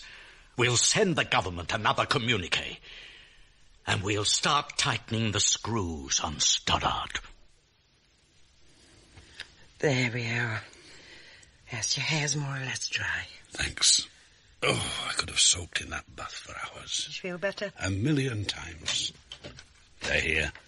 I knew it was too good to last. Wait here. Put that towel round you. I'll see to them. Ah, there you are, Mrs. Stoddart. Time's up. Where is he? He's in there, in the bathroom, and he is staying there until I get some satisfaction out of you lot. Don't give us any trouble, or it will be... You'll have plenty of that. Now look, do you see what these are? His clothes, the filth you made him wear. What are you, animals, that you can treat a person so, locking him up, half-starving him? Well, it's enough, I tell you, enough. He's not going anywhere. He is staying here with me, and you won't separate us again if you bring a whole army. Out of my way, woman! No! Leave it be! No! No, Valchik, no! You stay out of this. Out! Come on, out here! Out here where I can see you.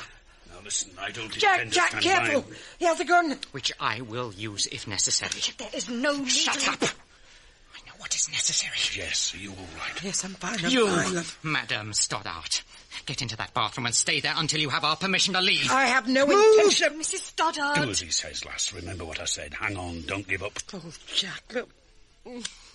Now, if you hurt my husband, if he comes to any harm... I said. Go along, Jess. All right, Jack. Take care, love. Right.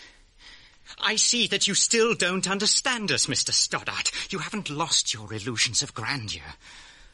Perhaps this will help you to learn humility. All I have to do is squeeze this trigger, a very gentle squeeze. And where would you be then? I wouldn't be much use to you dead. Oh, don't deceive yourself. We don't really care one way or the other.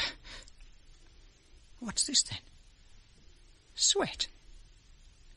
You are sweating. Imagine that. What is it, fear? Are you afraid of me, perhaps? Afraid of death? You've been watching too many American television shows. You even remember the dialogue. That's the first lesson. When I have finished, you will have learned to hold your tongue. You will have learned to fear me. Now, we have brought you a uniform. Here. You have 30 seconds to put it on. But if the cut isn't good enough for one of your elevated position, or should you not like the colour, don't be concerned. We are reasonable people. We shall be quite happy to allow you to go back to your cell naked. And during an extended question time in the House, the Home Secretary was pressed further by the Leader of the Opposition, James Lang. Here it comes. Turn it up a bit, will you, Wiley? Sir. As the Minister is aware, we on these benches have no wish to embarrass or harass the government at this difficult time. But is he aware also of our deep concern at the apparent failure of the police and the security services to track down these criminals? Is he satisfied that everything possible is being done? Yes, I am satisfied, Mr. Speaker. I can assure the right honourable gentleman opposite, and indeed the whole House, that I have complete confidence in the police and the security services. This is a very difficult and complicated case, but the police have already gathered a great deal of valuable information and are currently following some new leads. I hope the right honourable gentleman, the Leader of the Opposition, will not press me further in what is clearly a delicate area. Oh, very well, I shall not pursue that point. But may I ask the Minister if the government has had any communication from the kidnappers? And in the event of contact being made, would the government be prepared to negotiate for the release of the Prime Minister and his wife? Mr. Speaker, the government has already made it quite clear that it will not, under any circumstances, give in to blackmail of any kind, from whatever source. Indeed, the Prime Minister himself was responsible for a resolution in Cabinet which laid down this policy. No ransom, no capitulation to criminal demands, whatever the cost. That is our attitude, and it will remain our attitude. Having said that, Mr. Speaker, we shall continue to bend all our energies to secure the safe return of the Prime Minister and Mrs. Stoddart. Yes. I can tell the House that both the Swiss and the Algerian governments have offered their services as mediators. Well, the Home Secretary seems to know more than we do, sir. What new leads was he talking about? I wish I knew. What's the latest on the aircraft? It's down to 6 now, sir. All the others have been eliminated, including the 2 which went missing last weekend. All 6 have been investigated once. They're now being rechecked. Mr. Tompkins, Mr. Ben Tompkins. Yes? Detective Inspector Martin, your office told me I might find you here, sir. My secretary knows my drinking habits too well. Actually, I do have a dinner date. I just popped in for a quick one. Oh, that's all right, sir. This won't take more than a minute or so. Can I get you a drink, Inspector? I'll have a half of that draft bitter, if I may, thank you. Half of draft bitter, please, Cheryl. Coming up. Now, what is it, Inspector? If it's about my Piper Cherokee, I've already made a statement to the police. Oh, we're just double-checking, Mr. Tompkins, just to see if you might have remembered anything else. Here we are. Keep the change, Cheryl. Thanks, Ben. Cheers. Cheers. Well, the answer to your question is in the negative, I'm afraid, Inspector. I did take a solo trip last Saturday from Biggin Hill. I could have put down at Oakfield, but I most definitely did not. Where did you go from Biggin Hill? Nowhere in particular. I'd had a heavy week, and I just wanted to get away into the wide blue yonder. I flew up as far as Derby, then over to the east coast and back to base. There were plenty of people who saw me take off and return, and I was in radio communication, of course. Oh, we've checked, sir. No problem there. I was wondering, when you were airborne, did you happen to see a Piper Cherokee with its markings blacked out? I'm afraid not. Look, Inspector, I'd like to continue this, but I do have to rush. I'll be in my office in the morning if you do have any further questions. Oh, that's all right, sir. Let's leave it that I'll contact you if anything else occurs to me. Fine. Nice talking to you, Inspector. Bye. Miss, I think I might have the other half, please. Half of draft, was it? Right. A nice young fella, that. Ben Tompkins? Oh, he's all right. More money than is good for him, that's all. Oh, loaded, eh? I'll say. His father was a property millionaire. Ben didn't get on too well with the old man. He, what do you call it? He dropped out, lived rough. And then the father died and left everything to his 3 children. Ben came in for a cool $1 million. Here we are. Ah, thanks. Here, take it out of that and have one for yourself. Oh, very kind of you, sir. I'll have it later if you don't mind.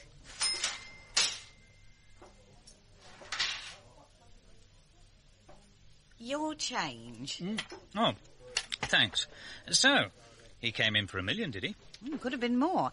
I tell you one thing. It changed him. Well, I imagine £1 million would change most people. But you should have seen our Ben. One day he's in here talking about the revolution, down with the rich, up with the workers and all that. Then he comes into the money and whoosh, he's wearing expensive leisure wear, flying aeroplanes, having a good time with the birds, moaning about taxes and saying people like that Tony Benn should be locked up. Oh, that's quite a change. Change? It was a transformation. I tackled him once about it. He said he'd learned sense, that he'd grown up. I just wonder if he would have grown up so fast without the money. Yes. Does make you wonder, doesn't it? When did this transformation take place? Oh, a year? 18 months ago? Interesting. Well, I must be on my way. Thanks. You're welcome. Night. Knowles? Detective Inspector Martin, sir. I think I've come up with something interesting about the plane. Well? I've been running a recheck on the owners who were not eliminated. I've just been talking to one of them, a Mr. Ben Tompkins. He has a curious background. Inspector Wiley? What can I do for you, Sergeant Bellamy? There's a Mr. James Marlowe outside. He wants to see Commander Knowles. What about? The kidnapping, sir. He saw the photograph of George Sharp in the Daily Telegraph. And he's sure that he knows the man. Is he a crank? Well, you can't tell, of course, but... No, I wouldn't have said so. Why does he want to see Knowles? Won't I do? He insists on seeing the top man. Well, sounds honestly like a nutter. Well, hold on. I'll just go and check. Now, Martin, don't pull him in yet. Put a round-the-clock tail on him. Sir. Come in. Report to me immediately if there are any significant developments. We'll check further this end. And listen, don't lose him. Right, sir. Wiley, I think we may have something. A Mr. Ben Tompkins owns a Piper Cherokee and admits to being airborne last Saturday. Young, filthy rich. Rich? Well, this operation must have cost thousands. Someone had to finance the kidnappers. Look, I want you to get on to Special Branch. Find out if they've got anything on Tompkins. Was he ever a member of any of the loony left groups and so forth? There you are. Look, I've written down the details. Well, there's a Mr. Marlowe outside to see you, sir. Oh, really? Has he come to solve the case for us? Sir? Philip Marlowe, you twit. The most famous private eye in... Oh, never. Well, what does he want? He says he knows George Sharp. Recognised the picture in the newspapers. Wheel him in, then, and get cracking on those inquiries about Tompkins. Right. Will do, sir. And would you come this way, sir? Thank you. Come in, Mr. Marlowe. Take a seat, please. Thank you, Commander. Aha, you've been in the sun, has he? Oh, yes, just back from holiday, Florence.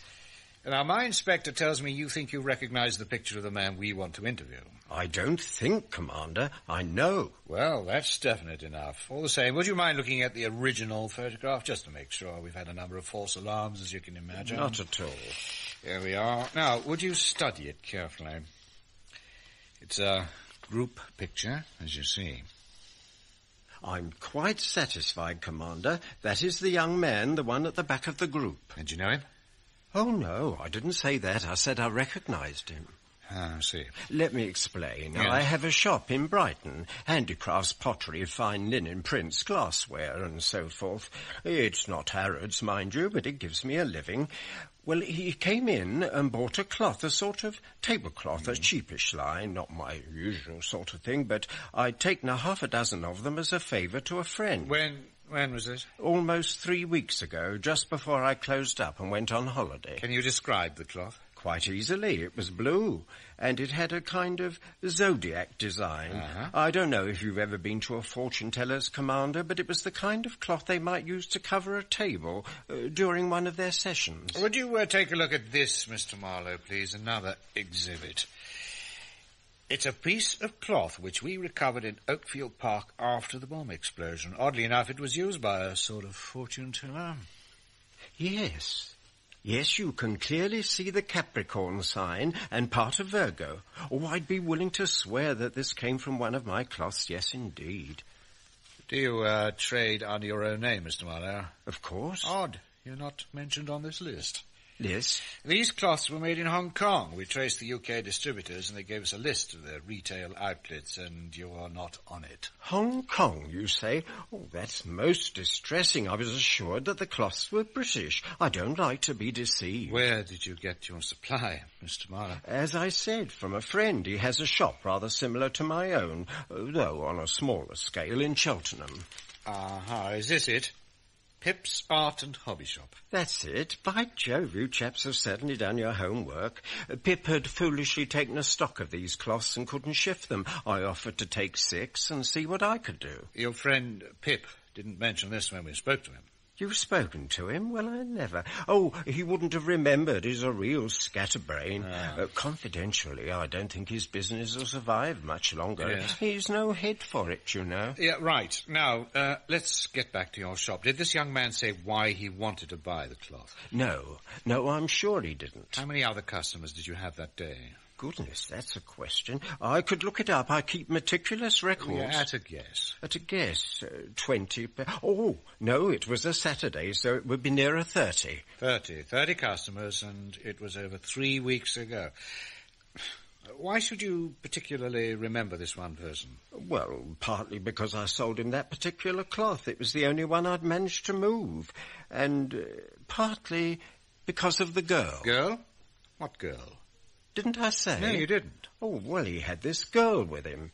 Not exactly with him, you understand. She waited at the entrance to the shop, and I noticed how pretty she was. Exceptionally so. Quite beautiful, with lovely corn-coloured hair. You're sure they were together? Oh, yes. At one point she made a signal to him to indicate that time was getting on. And as they went off together, she took his arm and laughed up into his face. I'd like you to give me a description of the girl, as detailed as you can make it. No need for that, surely. You have her photograph. What? There, in that group picture you showed me. This one?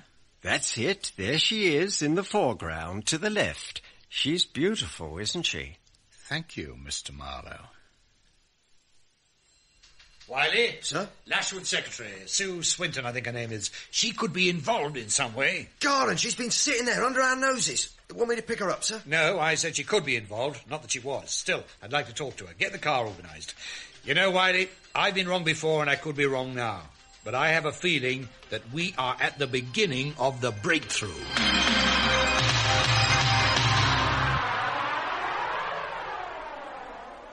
Death May Surprise Us by Ted Willis starred Leslie Sands as Jack Stoddart, Mary Wimbush as Jess Stoddart, Cyril Shapps as Victor, and Geoffrey Matthews as Commander Knowles.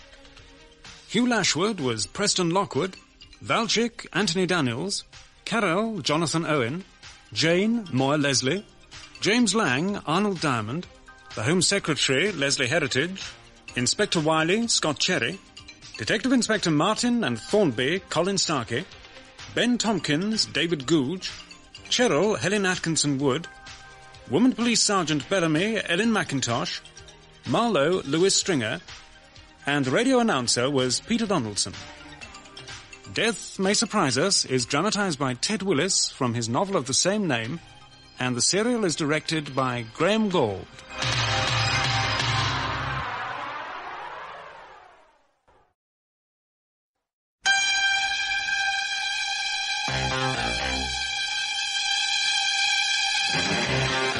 Death May Surprise Us, a thriller in 6 episodes by Ted Willis. Dramatized by him from his novel of the same name. Part 5, Confession.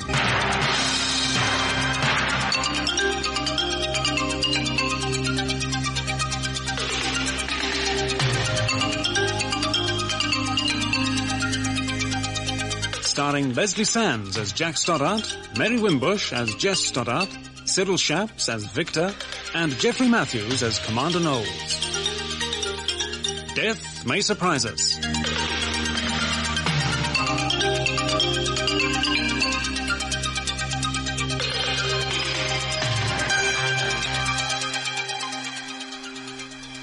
The beginning of the breakthrough. That's what Commander Knowles was to call the latest development in his investigation into the kidnapping of the Prime Minister and his wife. A week in which all the massive resources of the police and the security services were mobilized had produced very little. But Knowles had uncovered a rather tenuous link between a girl named Sue Swinton and one of the kidnappers. It didn't make me too happy, because Sue happened to be my secretary. Away for the weekend. Any idea where she's gone? No, Commander, I haven't, I'm afraid. I'm sorry. Can I help? No, I don't think so. You see, Mr. Lashwood, I want to ask her why she lied to me. Sue? Why would she do that? You were there. She said she hardly knew the man who called himself George Sharp. Well, I never saw them together, except at party meetings with lots of other people. But someone did see them together, at Brighton 3 weeks ago. What's that, a couple of 100 miles away? And it was a Saturday. Does that suggest that she hardly knew him? Sounds like a weekend away to me. OK, maybe you're right. I don't keep a check on Sue's private life. But if you're suggesting that she's tied up with the kidnapping, I'd find that hard to credit. But if she were, it would explain a lot, wouldn't it? From the point of view of the kidnappers, she's in a key position. This is the Prime Minister's constituency. You are his parliamentary agent, and Sue Swinton is your secretary. Yes. She'd have access to details of the PM's visits to the area, and she'd know all about the timetable for the fete, right? Yes, it's true, but young Sue? Good God, she's a baby. 20, that's all. It can be a dangerous age. Is she particularly left-wing, Mr. Lashwood? Well, yes. I wouldn't have much respect for her at her age if she wasn't. Oh, yes? But she's not one of the wild ones. Well, you've seen her.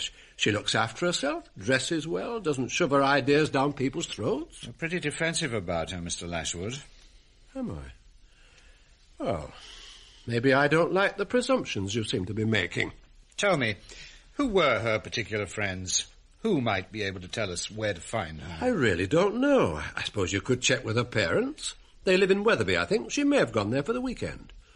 Well, hold on. I've got the address here somewhere. Has she got a car? Yes, an old bagger. Anglia, I think. Afraid I don't know the number. Ah. Tell me something, Commander. It's been a week since the kidnapping. This morning, the Daily Express suggested that the Prime Minister could be dead. What do you think? I remember the house where I was born. The little window where the sun came peeping in at morn. He never came a wink too soon, nor brought too long a day. But now I often wish the night had borne my breath away. I remember the roses red and white. Still reciting poetry, are we? Typical bourgeois occupation. What do you want? Do you know what some of your newspapers are saying, Mr. Prime Minister? They are burying you already. There is speculation that you might be dead. What do you think of that? No comment. The point surely is that if we kill you, they won't be surprised. If I shoot you with this... Oh, we're back to guns, are we? Everything comes back to guns in the end, isn't that so? Use it, for God's sake. If you're going to fire, get on with it. Anything to oblige.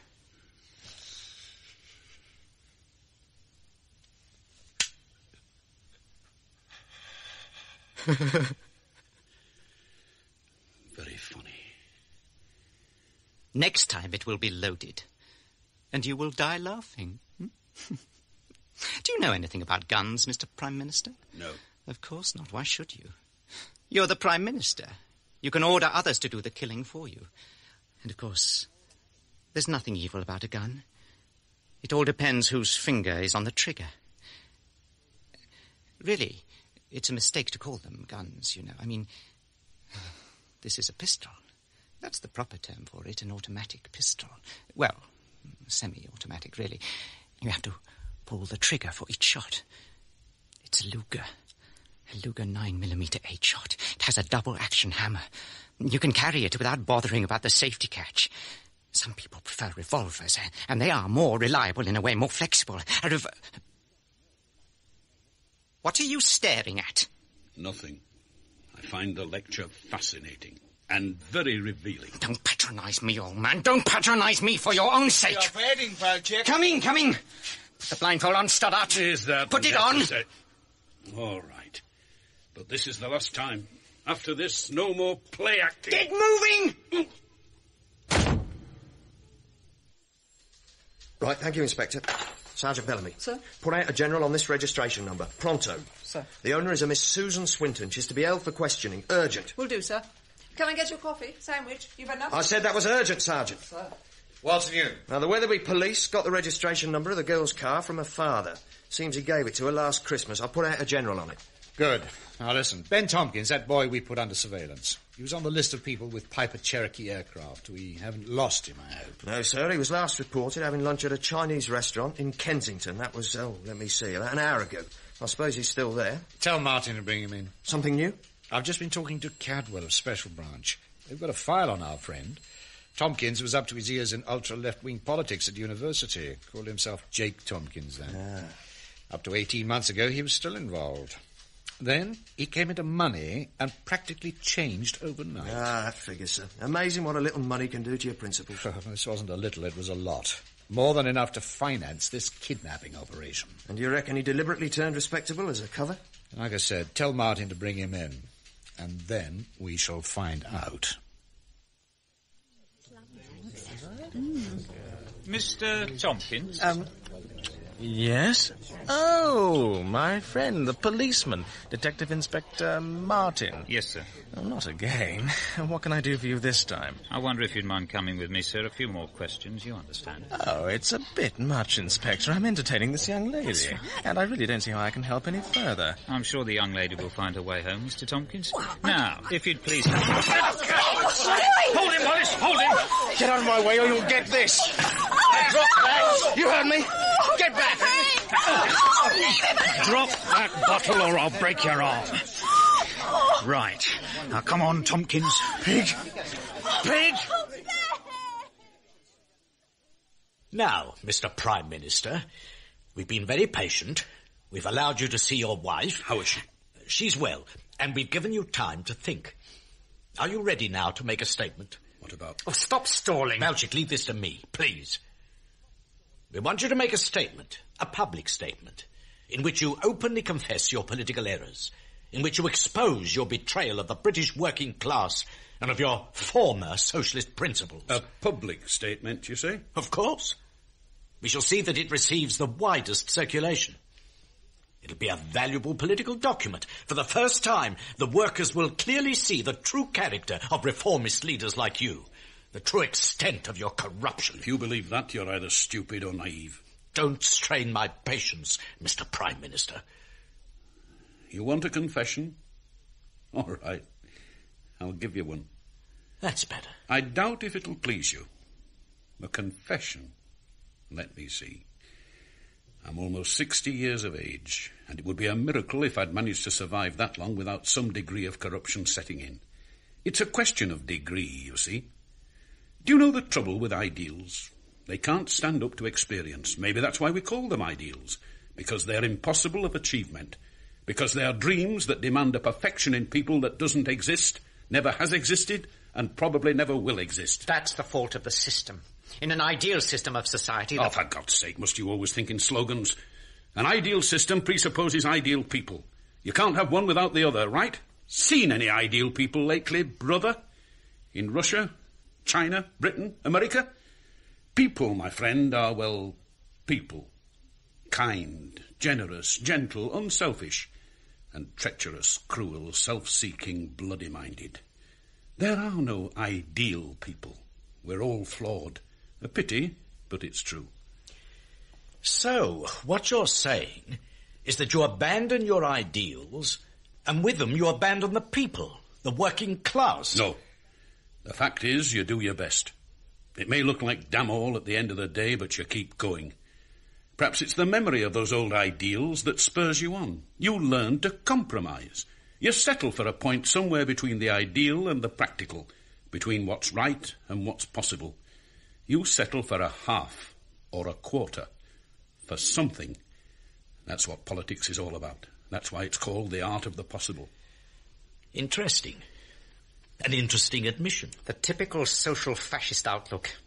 He is rotten, rotten to the core. Yes. So, now I think we'll proceed with the trial. Trial? Oh, yes. Did you think we were finished? We're going to put you on trial, Prime Minister, for crimes against the people. You will be tried by a revolutionary court. You are mad. Victor, could I have a word? Can't it wait? No, it is urgent. Very well. What is it? Alan just rang through on the internal phone. A police car has pulled up at the main gate. Right. Melchick? Yes? Red alert. Take the prisoner down. Then tell the others to stand by. What do you think then, Bert? I don't reckon we need bother with this place, do you? Well, we were told to check every house, Sarge. No exceptions. Oh, I know. But this is different. It's government. You look at that sign over there. Institute of Industrial and Technological Development. Research Division. I mean, that's official. In any case, I'm hot and hungry. I still think we ought to check, Sarge. Afternoon, Sergeant. What can I do for you? Well, we're just making a routine check. Been a lot of robberies at isolated premises lately, you see. Places like this. We're dropping the odd word of warning and checking the general security precautions. Oh, I think you'll find we're in pretty good order here, Sergeant. Have to be. Important work. Are you a security man? That's right. Don't recognise the uniform. Oh, we're on the staff. In-house security, you might say. Look, pop into the lodge, and I'll show you what we've done. And I can offer you a beer at the same time. What's happening now? They've just gone into the lodge with Alan. Well, if anybody can bamboozle them, it'll be him. There we are, Sergeant. 2 nice cold beers. I'm very welcome, too. You do yourself well, yeah? Yeah, why not? Right, why not? Well, cheers. Yeah, cheers. Cheers. I needed that. You one of ours, eh? From the valleys? No, I'm afraid not. I'm from the west, the real Wales. Oh, in Glendower country, you know. I'm from the Merthyr myself. This place, what exactly do they do here? Oh, well, it says, I suppose. Must confess I don't know much about it. Research into the problems of industry, whatever that may mean. Official, is it? Well, sort of, yeah. I mean, like, tied up with government, like? I imagine so. They've only been here a few weeks, you know, still setting up. About 12 people here so far, but they reckon it'll be nearer 200 by the finish. It's all pretty hush-hush stuff. And you control the security from here, do you? Yeah, more or less. This panel here, all these switches, they do the work. For instance, the main gates can't be opened, even manually, unless this switch is in the on position, and this switch sounds an alarm up at the house. Right. Now, this one switches on floodlights, and of course I have direct internal communication. We have a firm coming to install an electronic system which will protect the house and the perimeter fences. Pretty comprehensive. Oh, money, no object. Actually, the man you ought to talk to is Professor Wilmot. He's the chief boffin. I doubt if he can tell you more than I can, but if you'd like to see him... it might be a good idea if No, we actually... I don't think we need to bother him. You seem to have everything buttoned up pretty well. No, we'll see him another time. Yeah, I think so. Right, we'll be on our way then. Thanks for the beer. Yeah, thanks very much. Any time. Nice talking to you.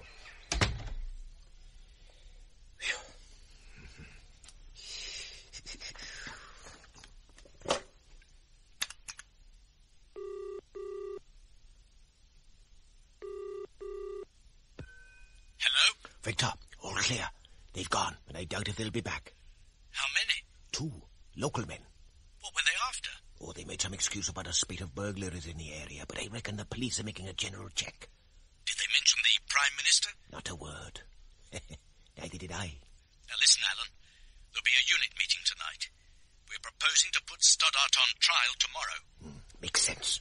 The sooner the better in my book. Right. See you at 7 then. Well? No, Sir. Tompkins refuses to talk. What the hell do you mean? Oh, just that. He hasn't uttered a word since we brought him in. But he's up to his ears in this business. Yeah. We've checked his papers. He went to Paris last Thursday, a day trip. He must have delivered that communique to the British consulate. I tried him with that, sir. Same result. Silence. Now, what about the girl, sir? Sue Swinton. She hasn't been traced. Think she's gone to Grain, sir? God knows. Wiley, I've got this prickly feeling at the back of my neck. I think we're running out of time. We've had no communication from the kidnappers for 3 days. Well, anything could have happened. Well, I've got a couple of heavy chaps in the team, sir. Shall I turn them loose on Tompkins? I don't know. Maybe it is time we took off the kid gloves. Yes. Tell your fellows, I don't actually want anything broken. Sir. But short of that, I want to see Tompkins so rabid scared that he'll sing until sundown. Be merciful unto me, O God, be merciful unto me. For my soul taketh refuge in thee. Yea, in the shadow of thy wings will I take refuge until these calamities be overpast. I will cry unto God most high, unto God that performeth all things for me. He shall send from heaven and save me when he that would swallow me up cometh. God shall send forth his mercy and truth. Amen. I'm sorry, Mrs. Stoddart. I didn't mean to interrupt your prayers. I brought your supper. Oh, it wasn't a prayer. It was from the Psalms. Well, I suppose it was a sort of prayer, really. Are you religious? Not enough. I believe in God, but I'm selfish about it. How do you mean? I use God. I only go to him when I want something. I feel guilty about that. Oh, well, that's my problem. I dare say he'll forgive me. I brought some more knitting wool and a couple of magazines. Oh, thank you. Tell me, Jane, there's something I've been meaning to ask you. Have you got a boyfriend? Or did I say something wrong? Do you think that's all there is for a woman? To have a boyfriend, get married, raise a family? That without a man she is nothing. Yes, of course, I should have realised. You're all for this women's lib. Oh, don't insult me. Women's lib is rubbish, a bourgeois diversion. It deflects women away from the main revolutionary struggle. Oh, I see. Freedom for women must be seen in the context of the wider battle to liberate the whole of mankind. Oh, it's odd how you go on about liberty. I'll bring you a pamphlet if you like. It'll explain our attitude. No, thanks all the same. I'm not a great one for reading political stuff. I've always left the politics to Jack, to my husband. It might have been better if you had taken an interest. You're honest, at least. You're an honest person. Your husband sold out. You might have been able to stop him doing that. No, he's always done his best. Garbage. You must have seen the change in him. I mean, when he was young, when you were first married, he was great. Some of the speeches he made then were terrific. But in the past 10 years, he sold out for power and position. Oh, look, Jane, you just don't understand. That's right, I don't understand. I don't understand why you defend him, why you've stuck by him. You've seen him change from a man to a windbag, and you've stayed on. If I ever married a man or lived with one, I wouldn't stick it for a minute if he turned rotten on me. I'm not speaking of sex and all that. He could have 100 other women. I'm talking about the things that matter. People, justice, freedom. If he betrayed those, I'd be off. I'm sorry, I can't think in your terms. Oh, there were times, a few, when I was tempted to leave Jack, but not for your sort of reasons. No, it was because he'd hurt me. Well, there's nothing new in that. Everyone gets hurt sometimes. How did he hurt you? I don't know. Well, maybe he did change in the way you said, but he changed in other personal ways, too, and, well, I was no longer important to him, except as someone who could appear at his side in public and give him the stamp of respectability. Oh, that's awful. No, you learn to cope, to adjust, and after a while it doesn't hurt so much. The truth is The truth is, you still love him, in spite of everything. Oh, yes. Yes, I suppose I do. In spite of and because of everything. Like I said, you're an honest person. You're a fool, but you are honest. Well, enjoy your supper. I must go. How is my husband? He's well. I doubt that. When can I see him? Tomorrow. I think you'll see him tomorrow. When? What time? At the trial. Trial? No more questions. I'll bring you some of our literature next time I come. When you read that, you'll know what we stand for. Don't bother. I know what you stand for. Freedom. Only you have a funny way of showing it. You kidnap people and lock them up.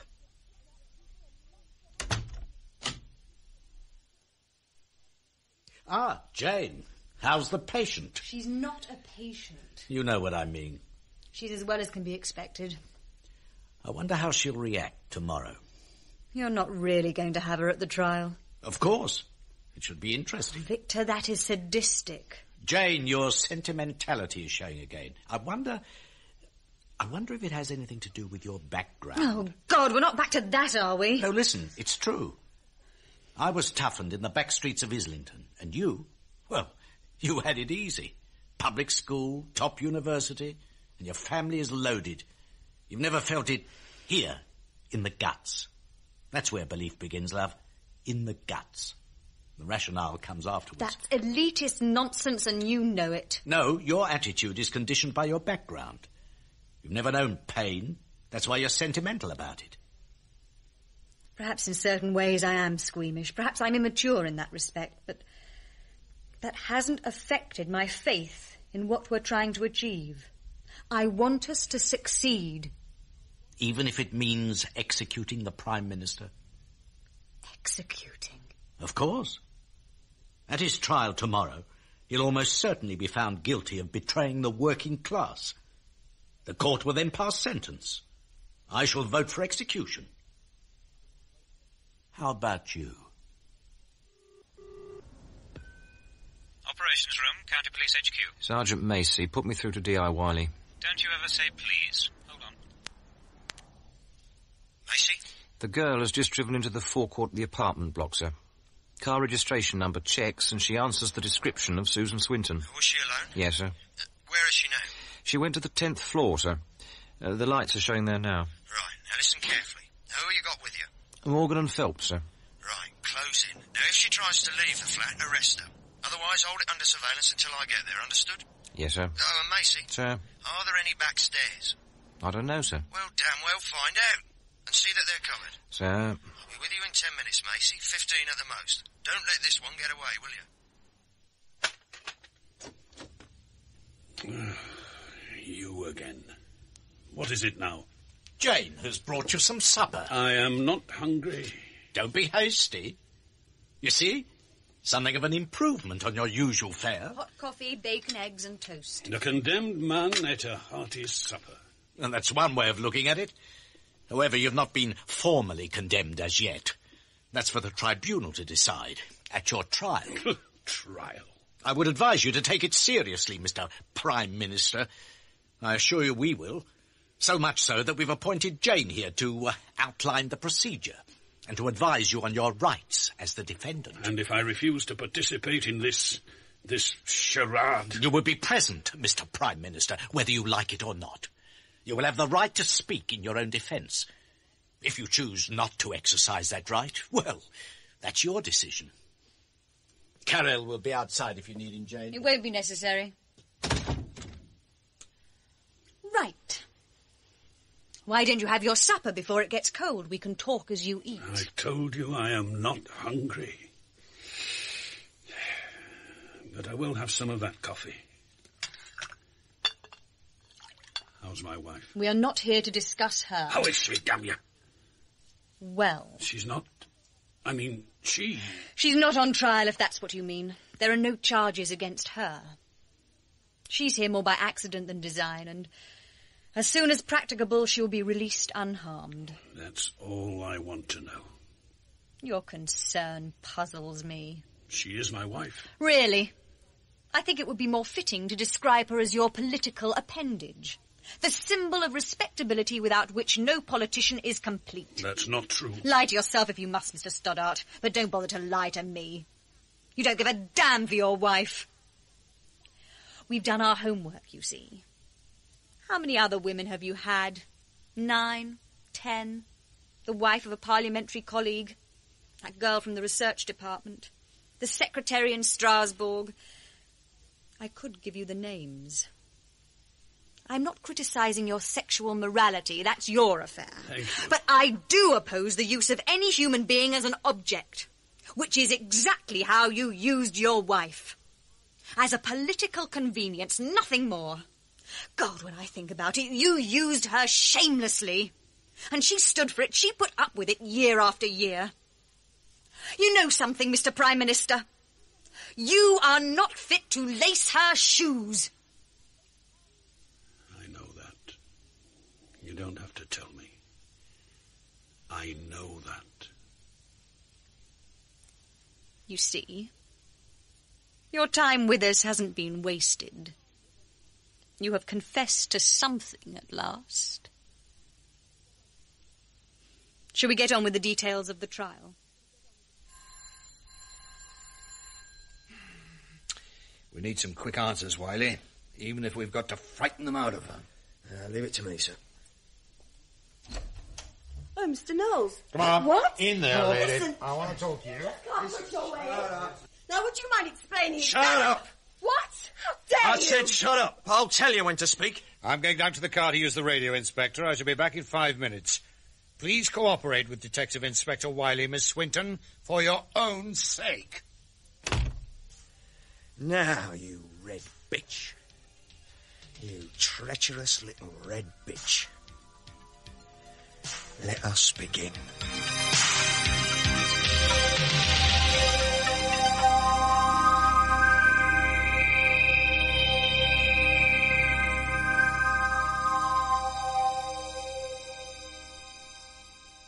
Death May Surprise Us by Ted Willis starred Leslie Sands as Jack Stoddart, Mary Wimbush as Jess Stoddart, Cyril Shapps as Victor, and Geoffrey Matthews as Commander Knowles.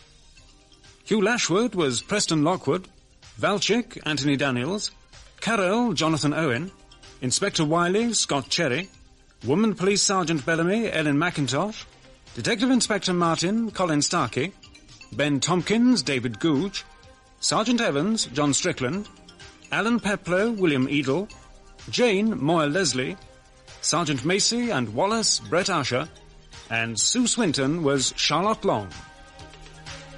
Death May Surprise Us is dramatised by Ted Willis from his novel of the same name, and the serial is directed by Graham Gall.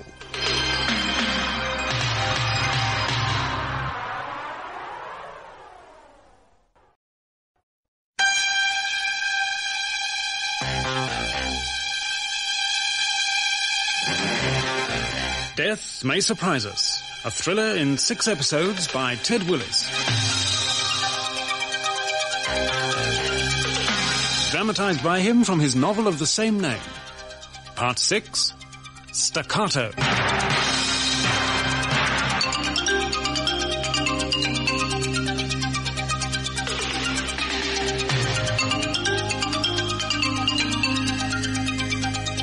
Starring Leslie Sands as Jack Stoddart, Mary Wimbush as Jess Stoddart, Cyril Shapps as Victor, and Geoffrey Matthews as Commander Knowles. Death May Surprise Us.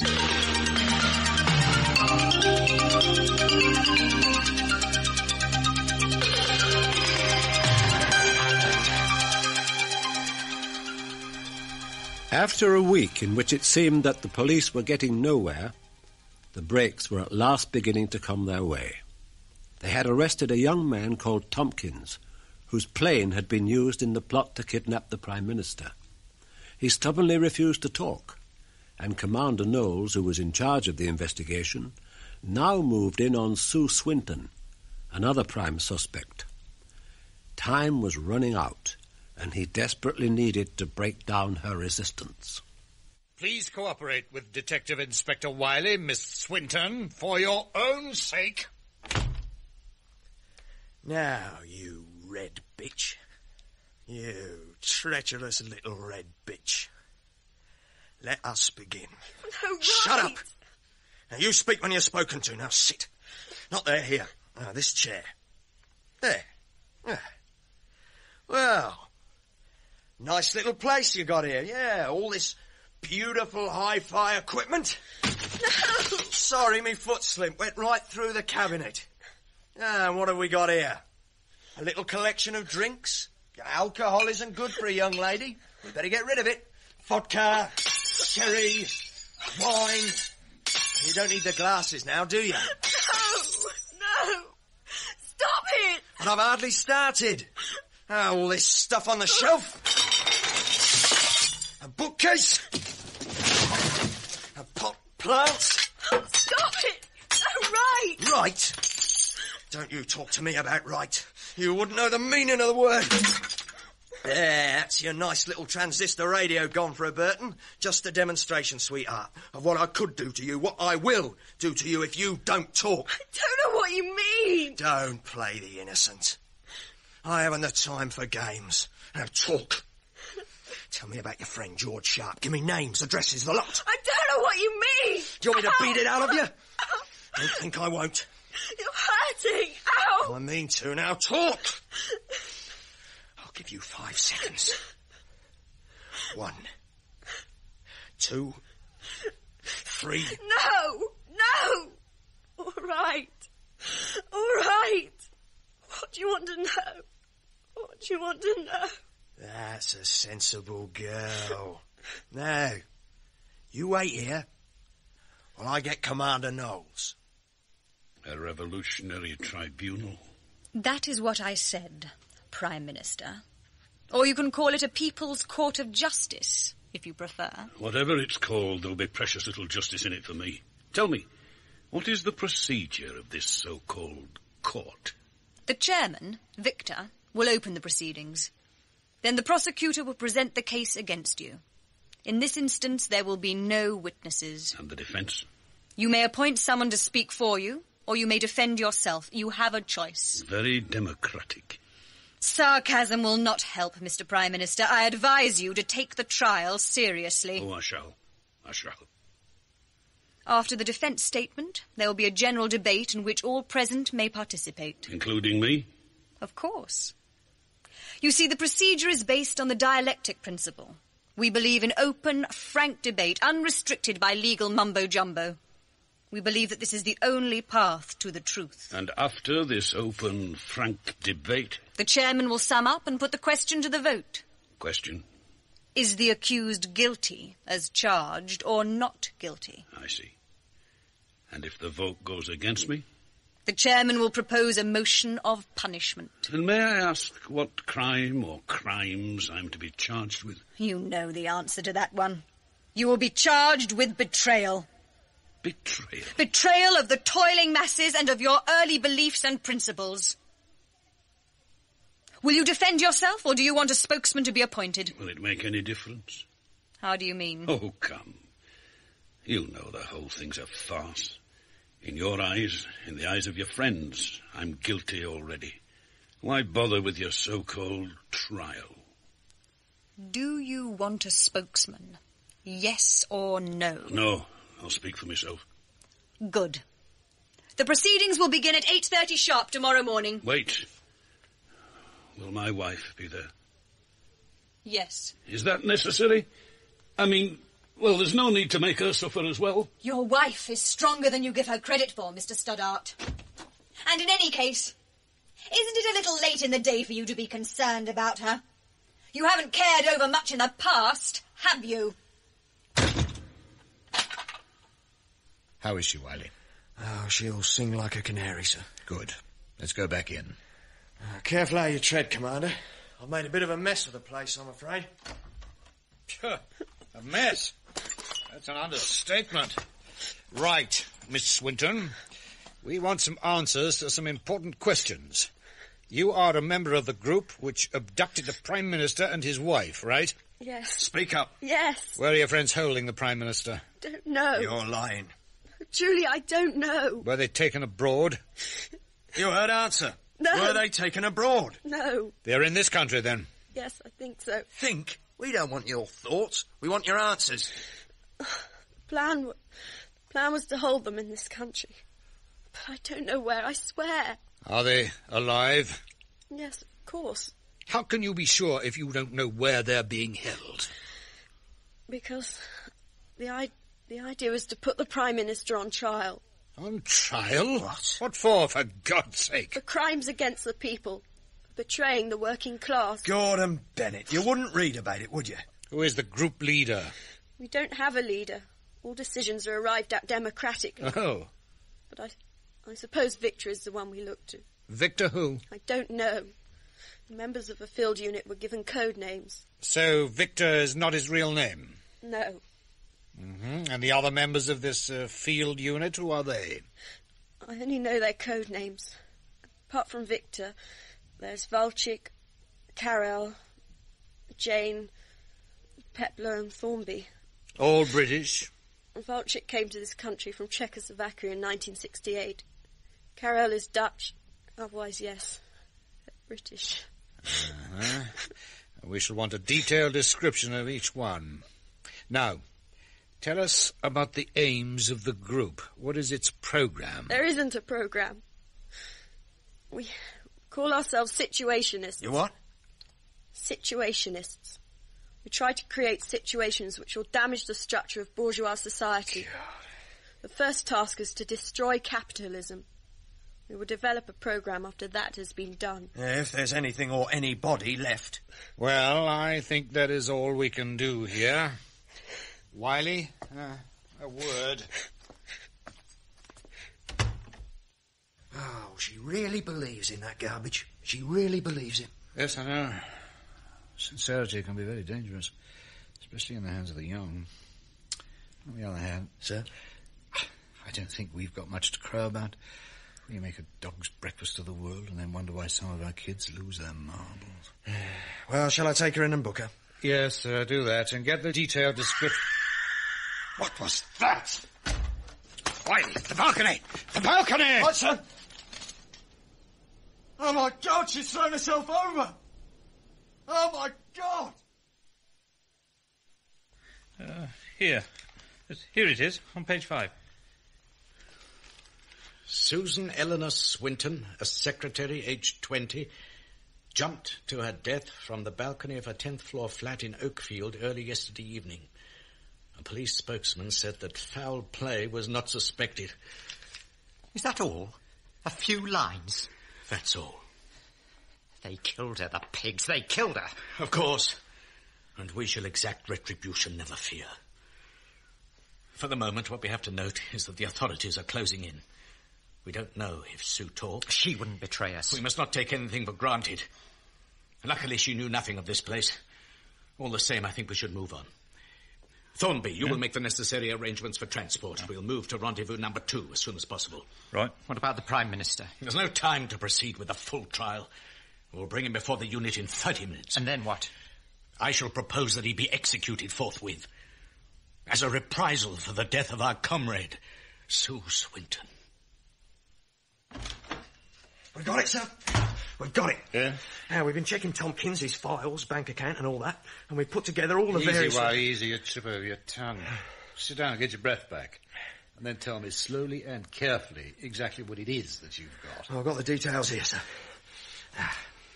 Now, first, for the past year, Tompkins has been making regular monthly payments to an organisation called the Institute of Industrial and Technological Development. He's paid out a total of £112,000. Did you check out this institute? Yes, sir. That's all intents and purposes. It don't exist. Oh. Well, it had a small office in Gray's Inn Road up to about 2 months ago and some headed notepaper, and that's all. Well, this institute must have had a bank account. Well, it did. The cheques from Tompkins were paid in by a man called Victor King. Victor? According to the girl, the leader of the terrorist group was called Victor. Exactly. And this man, Victor King, also controlled the Institute's chequebook and drew out large sums at regular intervals. So, that's how the operation was financed. Yeah. And now listen to this, sir. It gets better. Well, never mind the build-up. Just tell me. Right. Well, 6 months ago, Tompkins bought a large country house for £280,000. Yes. And he got about half of that on a mortgage. Mm-hmm. And the deal was arranged in the normal way by a firm of reputable estate agents. For crying out loud, man, never mind the fiddling details. This house, where is it? Well, where is it? It's called Lithe House. It's in Northants, about 2 miles outside a village called Little Bexby. Roughly 35 miles from here. That must be it. That must be where they're holding the PM, under our noses. Right under our stupid noses. Jack Everett Stoddart. In the name of the working people and revolutionary intellectuals of Britain, on behalf of the toiling and oppressed masses all over the world, we charge that you are an enemy of the working class, an agent of capitalism and imperialism. For these crimes, and for the murder by your fascist hirelings of our dear comrade, Susan Swinton, we pronounce you guilty. Guilty? I was told that I would be given an opportunity to speak before you reached a verdict. We've decided not to waste time. Your guilt is obvious, but you may speak in mitigation if you wish. I see. I'm to be allowed to beg for mercy. No more than that. Well, I'm afraid that isn't possible for several reasons. Most important, I suppose, is that I still have a little dignity left. I don't doubt that you've already decided to kill me. Such a murder will... Execution! No! You will be executed! You can't! No! Mrs. Stoddart, if you can't keep silent, you'll be removed. You're mad. You're all mad. Quiet! Please, please! He's done nothing to harm you. Please! Take her out! Tell it! Come! No, Jane! Come with me, come! Jane, help me! Speak up! Out! You can't do this! Jack! Jack! I'm sure that you must all be very proud of yourselves. Get on with it. You have 3 minutes. Thank you. In a strange sort of way, I believe that I am in your debt. Meeting you has restored my faith in fundamentals. I now know that I still believe, deeply believe, in civil liberty, free political institutions, the dignity of the individual, all the things we loosely call democracy. For me, Democracy is not merely a way of making peaceful political change. It is a way of life which is honourable and good in its own right. Your attention, gentlemen, please. This map gives you a clear indication of the layout. Our information is that 2 of the terrorists are in the lodge here at the front gates. They control the alarm system. Those men will be immobilized by the SAS unit. When the lodge is secure, the gates will be opened. The police marksmen will take up concealed positions around the perimeter of the house. Here. You have accused me of betrayal. There is some truth in the charge, I admit it. But I believe with all my heart that it is you and people like you who are the real betrayers. By resorting to terrorism and violence, you're not simply rejecting democracy, you are helping the far right to power. People will grow tired of the chaos and disorder you create, and they'll seek a saviour, a strong man of the right to restore order. And that will spell the end, not only for you, but for the unions, the minorities, anyone with the slightest... At this stage, we have to assume that the Prime Minister and his wife are still alive. And our main purpose must be to see that they remain so, that we bring them out alive. We should try mediation at first. If this doesn't work, the SAS unit, backed up by police marksmen... What makes you doubly dangerous is that you have closed and shuttered minds. That is an offence in the old. It is unforgivable in the young. You have retreated behind a wall of slogans, dogma and jargon. You hear only what you want to hear. How much longer are we going to listen to this garbage? Let him finish. I've almost done. You're going to kill me. Well and good. People die every day, and I've lived for almost 60 years, so I can't complain. But you must know that there'll be a terrible reaction to this deed.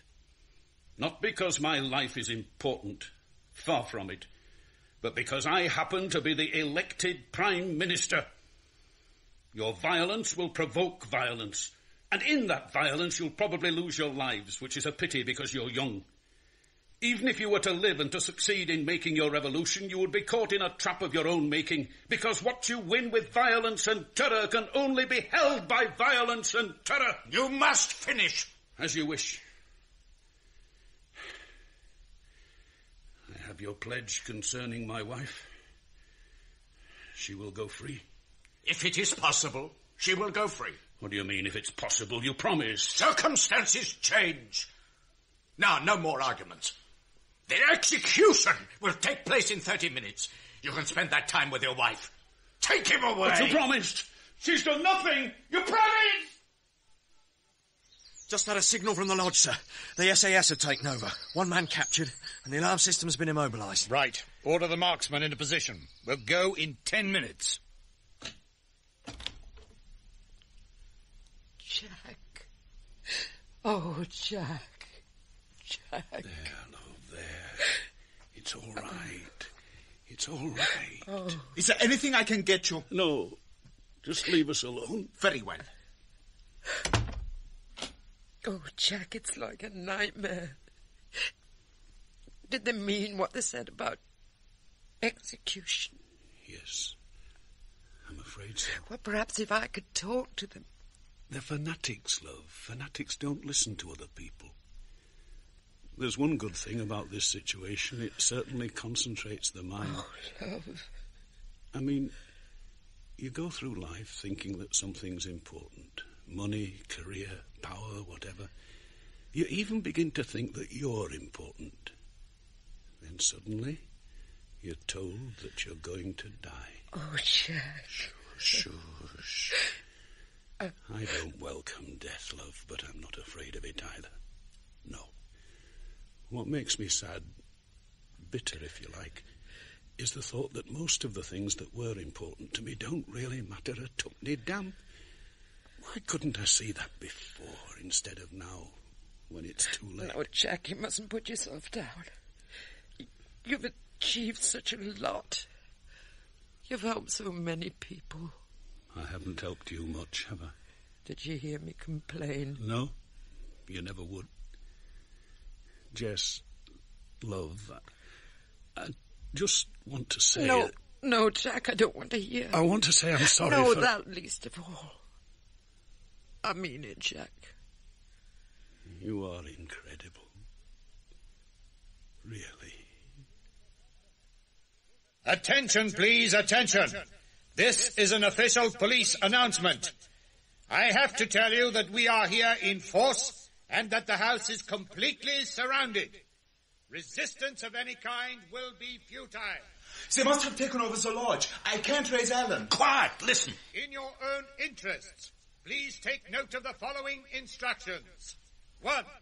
You will release the Prime Minister and Mrs. Stoddart unharmed and allow them to leave by the front door of the house. Over my dead body. Will you listen, damn it? 2.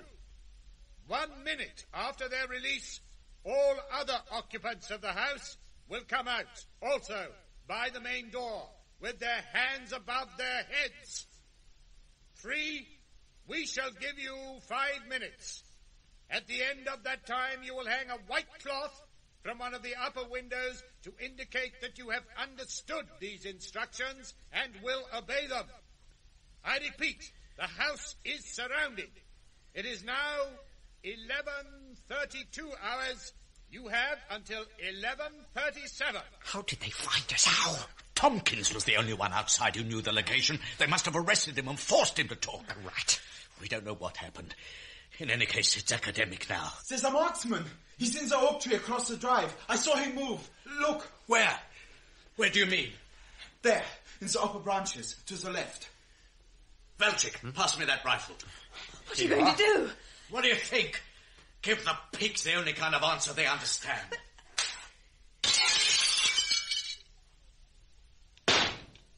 You got him! A great shot!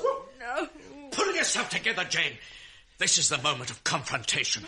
A chance to write this day and our cause into the history books. It's exhilarating. Carol, give me the flag from the storeroom.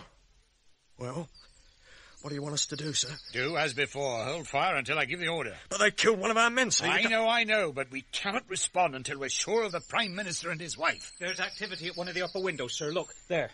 Thank you, Sergeant. Sir? They're putting out a flag. A red flag. And they're singing. Listen.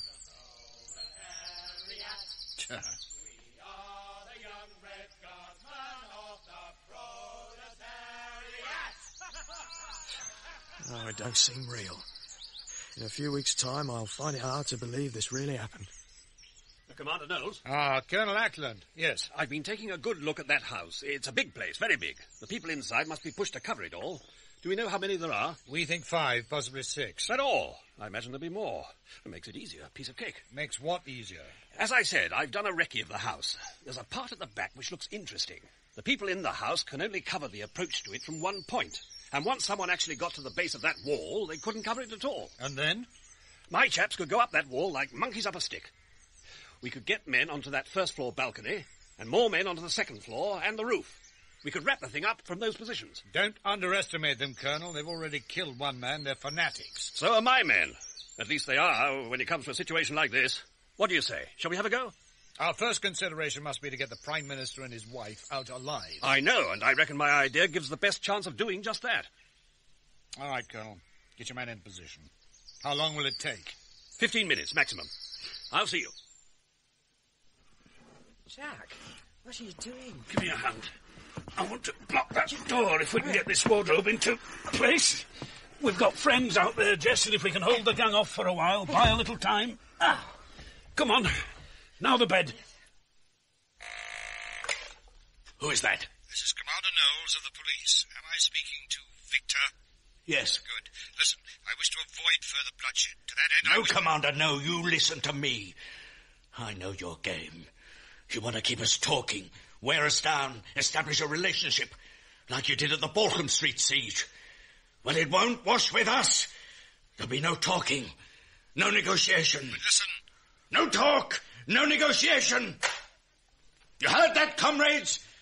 If there are any of you who wish to surrender, you are free to do so. I shall stay and fight. And take a few of the pigs with us. I'll stay. I'm for fighting. Jane? Yes! Yes! Good, good. We won't win, comrades. The forces against us are too strong. But we can set an example today that will inspire millions. Do you remember the words of Che Guevara? Wherever death may surprise us, it will be welcome, for other men will come forward to echo our funeral dirge in the staccato of machine guns. Staccato! Staccato! Staccato! Carol, bring down the Prime Minister and his wife. We'll make their execution proof that we mean what we say. What's that? Never mind. Get the prisoners. Hold it! Put your hands above your head.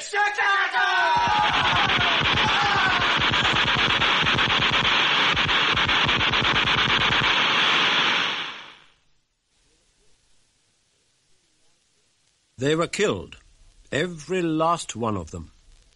Our casualties were one policeman and one soldier. The Prime Minister and his wife came out safely, but he was never quite the same man. Some say he was a better man. A month or so after returning to duty, he resigned the leadership and settled for being a backbench MP. As for the country, it settled back again into its well-known inertia, unconsciously preparing the ground for more terrorism. In politics, it seems, nobody learns any lessons.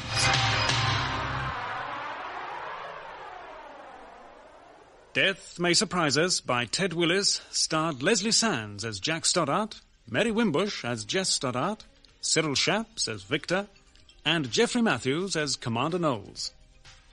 Hugh Lashwood was Preston Lockwood, Sue Swinton, Charlotte Long, Inspector Wiley, Scott Cherry, Jane, Moore Leslie, Thornby, Colin Starkey, Valchik, Anthony Daniels, Carell, Jonathan Owen, and Colonel Ackland was Bernard Brown. Death May Surprise Us was dramatised by Ted Willis from his novel of the same name. Technical presentation was by Carol McShane, Sue Templeman, and Roger Danes. And the serial was directed by Graham Gold.